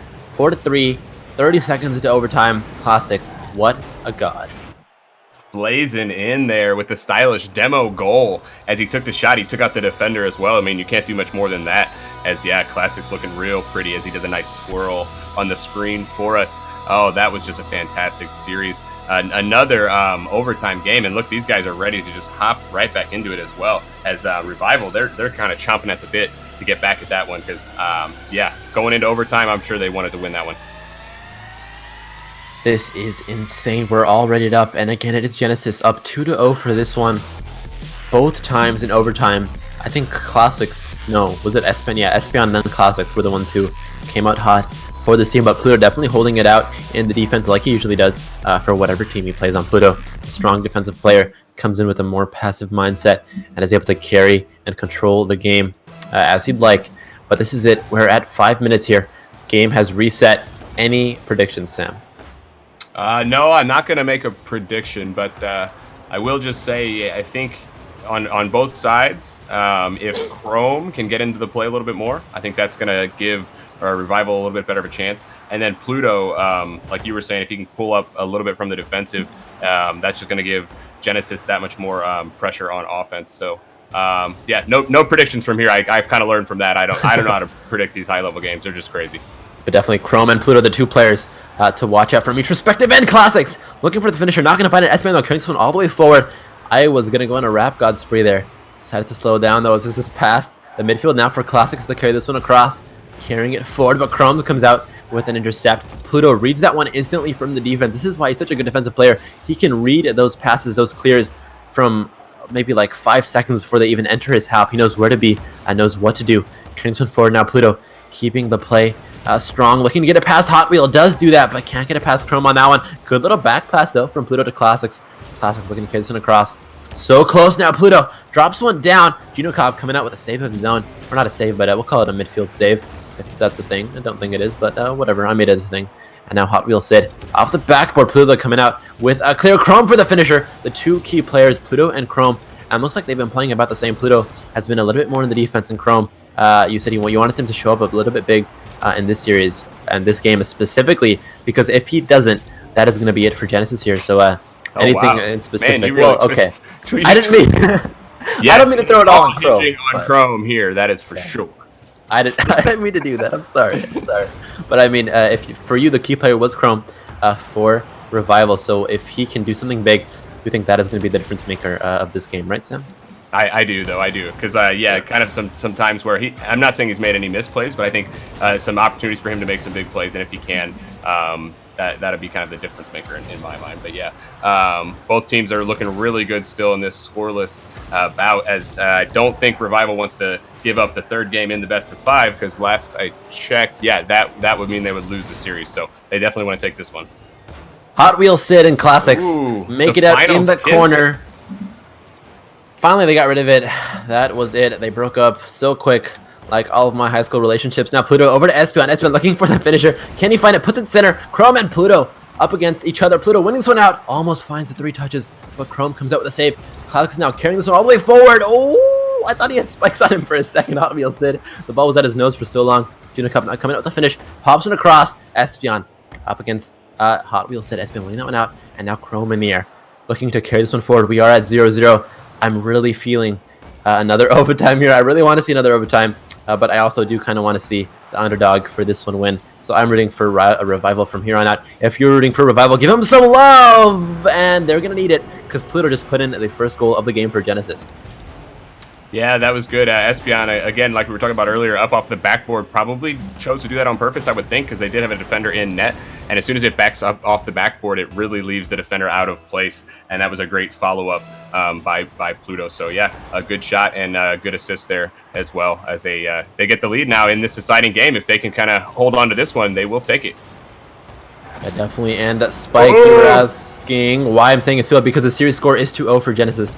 And look at that shot coming out from Gino over to Chrome. Chrome didn't find the finish. Oh, he did. It's just for insurance. See, no, that was right there. He had to do it, and that's exactly what I was saying, man. That's that difference-making type of play I'm talking about.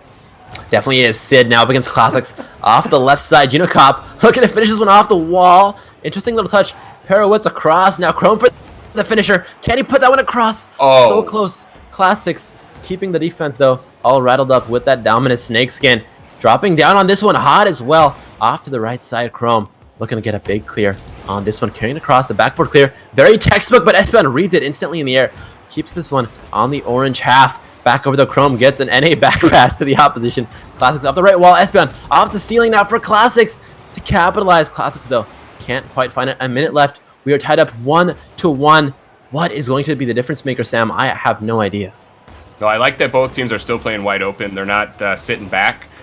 They're really going for it on the offensive side. That leads for a very exciting play for us. And I think that's really the way to play Rocket League. I don't think sitting back is the way to go. Offense is definitely the best defense, and we're seeing that from both teams. So yeah, I don't know what to expect from either of these teams, but as long as they keep up this high level of play and quick pace, I think either team has definitely had a chance to take this one. I may have done something bad. It's 1-1. It's not 2-0. I can't math. Oh, I'm just here to yell at things. I can't do math. I was trusting you. I could have swore Espeon scored the Never goal. again. Really? Okay. Well, whatever. Regardless, it's still a good series, and it is 1-1. So this is not the decider, but the team that does win this one goes into the fourth game, knowing that they have a little bit more space to breathe, a bit more breathing room, and they have a probably higher sense of morale heading into that game number 4. As it is 1-1, I can't do the overlay. Forgive me, folks. My bad on that one. But now Espeon over to Classics. Classics for the finish. Gino Cop coming out with the pair to the side by Classics, looking to score this one in regulation time. Can he do it? Not quite. Drops into OT 1-1. You said that Chrome and Pluto were your players to look out for. Let's see if they can do anything in this overtime here. Espeon looking for the shot on net, not finding it. Up to Pi now. Gino Cop carrying this one all the way across. Sid for the touch on net, not finding it though, past Pluto. Pluto and Sid now battling out in the corner. Chrome looking for the touch. Not the one he was looking for though, as Espeon carries it across. Unicop comes out with the clear on that one. Back center now for Pluto. Pluto can't capitalize. Looks for the finishing touch. No, the post ruins his hopes and dreams. Found the perfect far post shot. Had that one angled correctly, but the post probably bribed before the game. It's carried over now. Classics can't find the finisher. Espeon there as well. Espeon puts it across. Chrome though comes out with a clear of his own now. Pluto in the center gets a nice little defensive touch. Pluto, great defensive sense in the back end for his team, keeping them stable in the defense as it is in overtime. Golden Goal does take this game and heads into the next game and the whole series with a higher sense of morale, much more optimistic about their play here. Gino Cop now against Pluto. We are a minute into this overtime and it is closer than it has ever been. Sit up against Classics, knowing the winning spin out for now. Gino Cop on the left side, popping one across. Pluto needs to clear off that backboard. He's so strong with them. Finds the angle he's always been looking for. And now it's Sid to carry this one all the way forward. Doesn't find the loop-de-loop on the Hot Wheel, though. Espeon now popping one across. Gino Cop, though, off the left wall, finds it back over a minute and a half. I'm afraid to stop talking because I feel like any goal could be a moment to finish this game because both teams are doing just so strong. And you see the ball going from one end to the other in a matter of seconds. Yeah, great power hit now by Sid. Actually caught Espeon a little bit off, but he does get back in time. Jay, you're exactly right. We're seeing both teams, even though they are obviously getting some real hard hits, they're still playing, I think, a little bit less aggressive than they were in those previous games and things like that, because now we're seeing a lot more spread out and conservative play, even though, if you can call it that, it's still extremely high level, obviously, but more of a high level conservative play is now Gino with a nice save, but Pluto with a nice follow-up. Oh, Chrome, an even better save to get there in time as Sid pushes it over to the corner for the clear. Insane play. Pluto pops him back over. Chrome now looking for the pickup.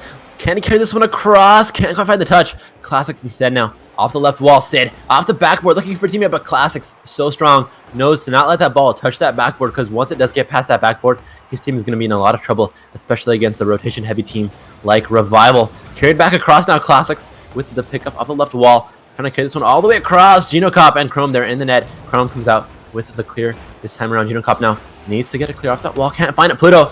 Interesting little touch. Not what he was looking for, probably. Maybe he was looking to play it slow. Maybe go underneath the player. Didn't work out, though. And Espeon now for the finish. No, he can't find it. Oh, my God. Sid comes out with the save 3 minutes into overtime. Who's going to take this, chat? Please give me your predictions, because I have absolutely no idea, Espeon. Interesting redirect here. 3 minutes in, Sam. I don't know what to expect anymore. Yeah, that was a missed opportunity there by Genesis. They needed to get that one home, as Espeon with a golden opportunity to just slam it, but the crossbar is not favorable. And yeah, we're seeing great play from both sides as back and forth now. And I'm kind of expecting Revival to make a good push, because they got, I don't want to call it lucky, but that was really the play they needed to push forward and make things to kind of take this game. So let's see. I'm going to make a prediction, and I'm going to say Revival's going to take this one. You are a ballsy man. Pluto not looking for the clear. Pops one all the way across. Junocop, the last man in net. Classics not going to be too aggressive yet. Waiting for Junocop to make the first mistake. He meets him in the air. Loses out, though. Junocop comes out with a ball all the way across the blue side of the pitch. Pluto, though, again, with great defensive sense, able to carry this ball all the way into an offensive movement of his team's own now. Not quite finding the plays they're looking for as Sid pops it up across. Classics looking for the impossible pinch off the ground. Espeon now for the finish. Not finding it. So high, 4 minutes into it. We've almost got into double time here. But Sid comes out with a save. Pluto, back center. Espeon, is this it? Yes, it is. Espeon finishes the game 4 minutes into overtime. 2-1. Sid, yeah, he got a great clear, but Pluto did a nice job to bounce up off the side wall. Chrome, I think, really should have challenged there. He had a guy right to his right as well who could have backed him up on defense, and he needed to get there before that shot was even taken. But yeah, wow, another great game from these guys. And now we know for sure Genesis is leading this series 2-1. What am I going to do with myself? I might need to see a doctor after this one. Look at those shots from Genesis. 15 shots, just a barrage on the other team. Junocop and Chrome and Sid did a good job of kind of staying with it, but just in the end, too much from Genesis. Well, there it is, folks, heading into game number 4. This time I did the math right. It is 2-1 for Genesis. If they win this game, they take the prize pool, they take the glory. And regardless of who wins, I think both teams are going to be relaxed at the end of the series because it's been intense from game 1 all the way to game 4, hopefully game 5. We'll see, though. Again, Genesis in the lead 2-1 up against their rivals Revival here. Classics now up against Hot Wheel Sid. First kickoff of game number 4, crucial game in the series. Junocop whiffs out on that one off the wall. Chrome for the finish. Can't find that one past Pluto, though. Bouncing up and down. Now the ball waiting for someone to touch it. Espeon finally puts one on it. Junocop there as well. Looking to keep that one past, or looking to keep that one not past the midfield line, keeping it on the blue side of the pitch. Because I think we talked about this before, but when you are getting saves, it's not necessarily a good sign. It means that letting the ball come towards you too much. What a shot from Sid. Almost found that one across. Hits the crossbar instead as he carries the momentum forward now for his team. 30 seconds into this one, we said that Genesis would be coming out with a bit better morale here. Classics looking to be after the races. Can't find it though. Chrome off the left wall now. Can he carry this one all the way across? What a shot at the wall, but Pluto, the defender, the goalkeeper, the rock in the defense for this Genesis team, keeping this one out. We are close to a minute in, and we talked about Chrome and Pluto being the big players of last game. Do you think that they are still the key players to look out for this game? Well, especially on the Revival side, I think, yeah, a big player too from Chrome could be the difference maker for sure. But yeah, right now on Genesis, they're just rolling really well as a team. Not any one guy standing out for them. They just got really good rotation. Oh, but they get caught a little bit off guard there, but Pluto gets back in time. But yeah, Genesis, I think in general, just really rolling well as a squad right now. Definitely. Chrome now carrying this one all the way forward. Classics. Gets a save on that one. Pluto there as well. Keeping this one popped up high. Chrome for the angled shot. Looks for the bounce shot. Doesn't find it though. Past Espeon. Sid back over. Can he find the impossible? Chrome now for the finisher. Not quite. Back center to Espeon. Classics and Pluto frantically rotating forward, looking to get an offensive movement. Maybe if they can catch the opposition off guard, but now it's a power play. 3 against 2 here for Revival. The shot from Chrome. Classics, though, has spawned in time. And now Sid for the shot. No, he finds the post instead. Now the post eats it yet again. Oh my god, the post is absolutely relentless this game. They're finding the opportunities. They're literally pixels off from taking the lead here. Yeah, this is almost not fair. Almost a 4-on-3 with the post, maybe 5-on-3 if you count both of them. As yeah, just both sides. They're absolutely no give for the other side as they're making a good push to try to get this lead and get themselves back in the series. But like you said, absolutely no love as they beat the defender but can't beat the post. Chrome trying to carry this one across. Not going to find it. Espeon there instead. Espeon up against Gino. Beats Gino. No, Gino gives him a little kiss. Knocks him off guard. Sweeps him literally off of his feet, or his wheels in this case. Junocop almost finds that one. Not quite. Espeon and Classics now in the back with Pluto. Pluto for the parry. Knocks it left. Going to be lower than he expected, but Junocop, or Espeon rather, with a good read as Junocop rotates back for the clear off that wall. Pluto gets knocked around over to Kingdom Come as now Junocop. Huge lob over the top, but Classics able for the clear on that one. Junocop resetting this one. Is Sid going to find the finish? Not quite. Pluto instead. Off to the races with Espeon. Espeon for the angle. Not going to find that one. Not enough protractors taped to his screen to finish that shot off. What? Can you even do that? How did he switch the ball's momentum so quickly? These breakout players, man, I swear, but we're a minute and 50 seconds in. Pluto looking to capitalize. Not going to find it. Sid now. Can he go across? Not going to find that one. And it's Espeon up against Chrome now. Chrome looking to put this one across. These players are giving it everything but the kitchen sink at this point. A minute and 36 left in this one, and we are all tied up, Sam. Yeah, as we roll down closer and closer, neither team is going to want to give up that goal. Obviously, on the Genesis side, this is the goal that could win it for them. And on the Revival side, they cannot afford to give up a goal at this point that might cost them the entire series. So this is just going to get more and more exciting as we get down into the final minute here. Both teams really pushing hard. That they are. Classic now trying to push hard from the defense into the offense. If he can carry this momentum forward with Espeon here. Espeon working that right corner, not going to find the touches he's looking for. Pluto instead comes in hot, looking to fire a laser beam across. Not going to be enough though. Back center here for Chrome to pick this one up. 1 minute remaining, as Psionics Lovely tells us in every match. Sid up against Pluto. Sid finds the first goal and possibly the final goal of the game. 1-0 here for Revival. Yeah, Pluto a little bit late getting back. He was a little bit out of position, I think, because of it. He tried to go up to contest that shot, but Sid with a great job to push in. Yeah, that was really good for Revival there to take advantage of the fact that Pluto was having a little bit of trouble getting back into their zone. Definitely was. There's the kickoff now. Gino Cobb looking for the keyboard mouse air dribbles. I have no idea how you can press that many buttons that quickly, but he figures it out, so all props to him. For playing keyboard and mouse. Espeon now trying to drop this one down. Not going to find it. Chrome beats one. Can't beat Pluto. As Pluto comes out with a savior as expected because he is that defensive rock. For Genesis, the shot on net from Classics. Not where he was looking for. Carried it all the way across. Just couldn't get it past that final player there as Sid pops one up high. Now Classics for the finisher. In the air, Pluto over to Espeon. They were looking for that team pitch. That close in-air team plays are definitely difficult to pull off. But Genesis, you can tell, has had a lot of practice. And as we discussed before, they are players that are possibly better in the air. There it is, nail in the coffin. We are heading into a game number 5. Psionics has answered our prayers. This is going to be intense. Yeah, great shot off the wall by Chrome, and almost surely does bring us into this game 5. I'm excited about that. But yeah, a little bit of a surprising turnaround here for Revival, as they're looking a lot better than they have previously in the series. Doing a lot better as a team, and doing a good job of kind of stopping those wonky plays from Genesis. But yeah, with 1 second to go, they are still in this one. Pluto was a little bit of a fake there. He kind of acted like he was going to go up for it and didn't. And Espeon with a nice follow-up.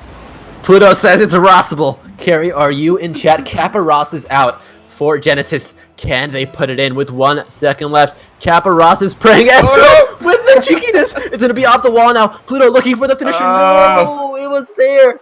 I had it. My butt was so clenched. I was ready for it. But Revival taking game number 4. Heading into Jim, game. you might want to just keep that butt clenched going into this next game because you're sure to keep it there anyhow. Oh, man. Wow. Did you expect that? I mean, look at the lack of shots actually coming from Genesis. Only 1 shot that game, and wasn't it them who had 15 just last game? I am absolutely... I don't know what the word is. I can't think of a word. I need to pull up a thesaurus for amazing and amazed and find all the synonyms because this is insane. Heading into game number 5. Revival up against Genesis, tied 2-2 in this series. Pluto, Espeon, and Classics looking to make a statement against Chrome, Hot Wheel Sid, and Gino Cop. This is it. This is for all the dollary dues. Who can take it? We'll find out. 5 minutes on the clock. Scoreboard is up. What is, if you could say, what is one thing that would lead to one team winning? What is that big factor that you're looking for from either side, Sam? Goals. More goals than the other team. That's the for me. Yeah. Round of applause. Sam, #1 analyst. Take him to the RLCS Lawler. But now Gino Cobb looking to pick this one up. Passes it over to Chrome. Chrome for the chip shot. Classics comes out with a save on that one. Now Pluto looking for the touch. No, Sid there instead. Sid to Chrome. 3v1. Chrome probably not going to come out victor in that one. He doesn't. Classics now. Leaving this one for Pluto. Good communication from this Genesis squad. Pluto looking to carry this one across. But the save coming out from Sid instead on this one. Espeon, he actually beat 2 players, but he couldn't be the post. Per usual, the post is going to be the biggest bully ever, even a bigger bully than Sam in high school here. Pluto popping it across. Sid for the touch on net, not finding it. Classics now looking for the carry across. If he can keep this one intact, keep this one in his possession. might be able to carry it over, but Genesis losing this one out to Revival in the possession. In terms of possessioners, Espeon carries it down. Chrome and Junocop now on the ground. Junocop for the finishing touch on net. Not finding it. Chrome now looking for a finalizer of his own. Is finalizer a word? Yeah, it is now. It is. It is now, exactly. PRL vocab, study up. Sid now popping one up high. The shot needed from Junocop to find the first goal. Not going to find it, though. Classics there instead. What I've been noticing a lot, or what I've been noticing a lot, and we haven't talked about yet, is boost starving. I notice a lot of times that you'll see Sid, especially. He'll have just picked up 100 boost, but he'll go into the opponent's end and pick up some more boost, keeping like a sort of a mini boost economy in favor of his team.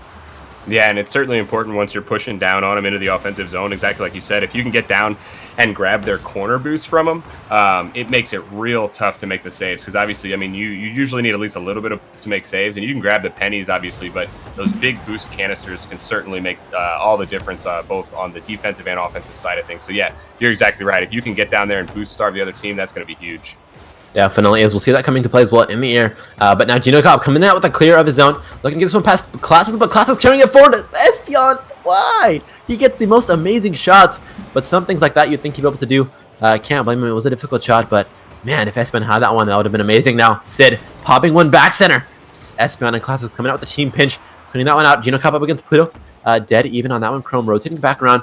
Looking to get into net here. Waiting for Pluto to come up with an insane passing play. Is Espeon, but he's not going to find it, as it's now Chrome against Pluto. Chrome gets a bit of a mind game as Junocop now picks this one up across, but it's Classics knocking it right back over to the orange end. Sid coming out with a clear. 2 minutes, 20 left to play. Half the game gone. 0-0. I think the past 3 games of the series, we have seen a 0-0 halfway through, and they have been 1-goal differences. Who is going to score the first goal here, Sam? I'll take Sid for Revival. He's looking pretty good. That specific? Wow. Yeah. I'm going with Sid for Revival. But yeah, you're exactly right. Both these teams not wanting to give up that first goal, especially in this series deciding, I should say, game. Just kind of sit back and watch this one as we're getting down into the final couple minutes. Chrome for the finishing touch. Not going to find that one. Pluto coming out with a clear. Junocop now off the wall. Looking to carry this one all the way across into that blue goal. Not going to happen for him, though, as Classics comes in instead. Looking for the bullet now is Pluto, not finding it. Chrome there instead. Espeon, though, carrying it right back over. I'm saying so many players' names in such quick succession because they are just passing it back and forth. The ball is so fast, but the players are able to keep up with the pace of play so efficiently. It's amazing to see here 2 top-tier teams, Genesis and Revival. Final game. Again, winner takes it all here. 1 minute left on the clock. This is the time to put your votes out. Who do you want to win? For Genesis, throw him some Craigasms or Pilgasms. For Revival, throw him some Bible Thumbs. Pluto looking for the finisher. Popped a pie. Classics for the finishing touch, not finding it. Carrying this one all the way across for the center play now to Espeon. Espeon, though, finds the ball just a little bit above him. Couldn't quite get that touch. Comes out with a whiff instead. Chrome carries over to Junocop. Junocop now can't find the touch. And Pluto comes out with a save. Pluto now in net up against Junocop. He gets knocked across into his own net. Shouldn't hurt him too much. There's 40 seconds now left on the clock. Sid pops one up high for Gino for the finish. Gino to send Sid back over. Not going to find that one, though. Espeon now with a huge clear. Knocks it over to the orange side of the pitch. Chrome, though, parries it right back out. Pluto looking to keep the ball in the orange side. If he can keep the ball in this Revival side for the rest of the 23 seconds of regulation time, they might have a chance. Classic looking for the far post. Can't find it. Pitches it up high now. Espeon looking for the final goal of the game. Not finding it. Pluto there as well. No one, though, able to find any piece of that net. 10 seconds left in this one. So close. 6 seconds as Chrome carries across, but Classics with a huge shot. Final offensive push here for Pluto. Can he keep this one up? No, he can't. We are into overtime. What is going to happen here, Sam? We will find out, but if you were saying that Sid is going to score it, we'll see. If you're right, I will give you my chick magnet antenna. Ooh. If Sid does score to the final goal. Ooh, I'm really wanting that to happen now. But this is it. We are in overtime. Junocop popping one up high, putting one across to Chrome. Chrome now looking for a strike. Can't find it. Instead, it's Classics now. Classics for the shot. Pops one up high. The rebound from Classics. Pluto there as well. Neither of them, though, gonna find the goal they were looking for to win this one out. Chrome now back on the ground as Chrome pops this one up high. Classics comes out with a clear. Espeon now for the center ball. Teammates looking for a strike. Neither of them are going to find it. Pluto coming in as well. Can't find the game winner though. Classics now carries it off to the left side. The shot from Chrome, a little bit too high. Nobody though from his team to rebound as Esteban. Can he find the impossible redirect? Not quite. A minute into overtime. Will we be seeing another 4-minute overtime like last game, Sam? Yeah, especially early here, it's looking like we might. I'm a little bit surprised that Genesis playing a lot more defensively than I expected. I think they do better when they play a little bit more offensive-minded and a little bit more quick play, and they're just kind of holding back into their zone more than I'm used to. And that could be that Revival is really coming into their own here in the later stages of this match. But right now, Revival is definitely looking good. Oh, but a nice shot. It's bouncing down towards the end. Will it get there? No! Fit got it. Fit got it.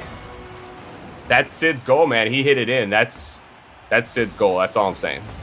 I don't want to give you my chick magnet, but more important, that is it. Genesis clenches the win. Game number 5 of the best of 5 series. Genesis, Espeon, Classics, Pluto going home with a $150 prize pool. What a series. Sid did score that last goal, but I think I'm not going to give you the chick magnet because it wasn't really his goal. So I think I'm going to keep the chick magnet. I'll give you the chick, but I'll keep the magnet. But wow, Genesis coming out the victors of this one. Thank you so much for joining us. What a series, Sam. Any words to wrap up what we just saw? Just fantastic high-level play. I really enjoy when we get to kind of watch some of these finals games that we have, because obviously we draw some real nice players, some real nice teams over to our tournament here, and yeah, we've got to see some real good. You see on the board RLCS Contender, RLCX Elite. These guys came to play, and they came to play with a very high level of skill. So yeah, just exciting games, and I'm definitely excited to see the potential here for our 3v3 tournaments, as this first one turned out pretty nice, I think, and the showing was real good. How do you feel about our first 3v3 tournament, Chim? I feel amazing. I feel like how I feel in PRL Gasm. I'm just living it. I am high on life. But that is it for tonight. Thank you so much for joining us. This wouldn't be possible without all you guys, all you 564 viewers. Thank you so much for joining us. Thanks to everyone who hosted us. Thanks to all the new subs, all the resubs. Love you guys so much. We are here because of you. And we'd like to thank our sponsors, of course, as well for sponsoring this, helping us to carry forward. But yeah, that is going to be it for me, Sam. And thanks again to Unthink and Fickle Platypus. Also, shout out to DM in chat, because DM Rawlings is my favorite. So I'm going to give him a big e-hug from the casting booth. But yeah, Sam, that is going to be a wrap for the day. Thanks so much for joining us. Any last words that you'd like to tell our lovely viewers, Sam? Toast. Yeah, definitely toast. Okay. Toast works. Yeah, awkward and cringe ha-has in chat. But that is it for us tonight. Again, this is PRL Pro Rivalry League. Thank you so much for joining us tonight. We do have a viewer games / community night coming out tomorrow. Which is where you guys can hop in, play some pretty uncompetitive, no prize pool Rocket League, or we'll be doing some fun little community night thing. We'll figure it out on Thursday. We do have our first ever 1v1 tournament hosted by Sniper Eagle Eye. He's one of our casters who likes to be a little more analytical than most of us, so he's definitely interested in that one, analyzing that 1v1 play. Check that out. It is up on our site, PRL.com. Again, thank you so much for joining us. This is PRL. See you next time.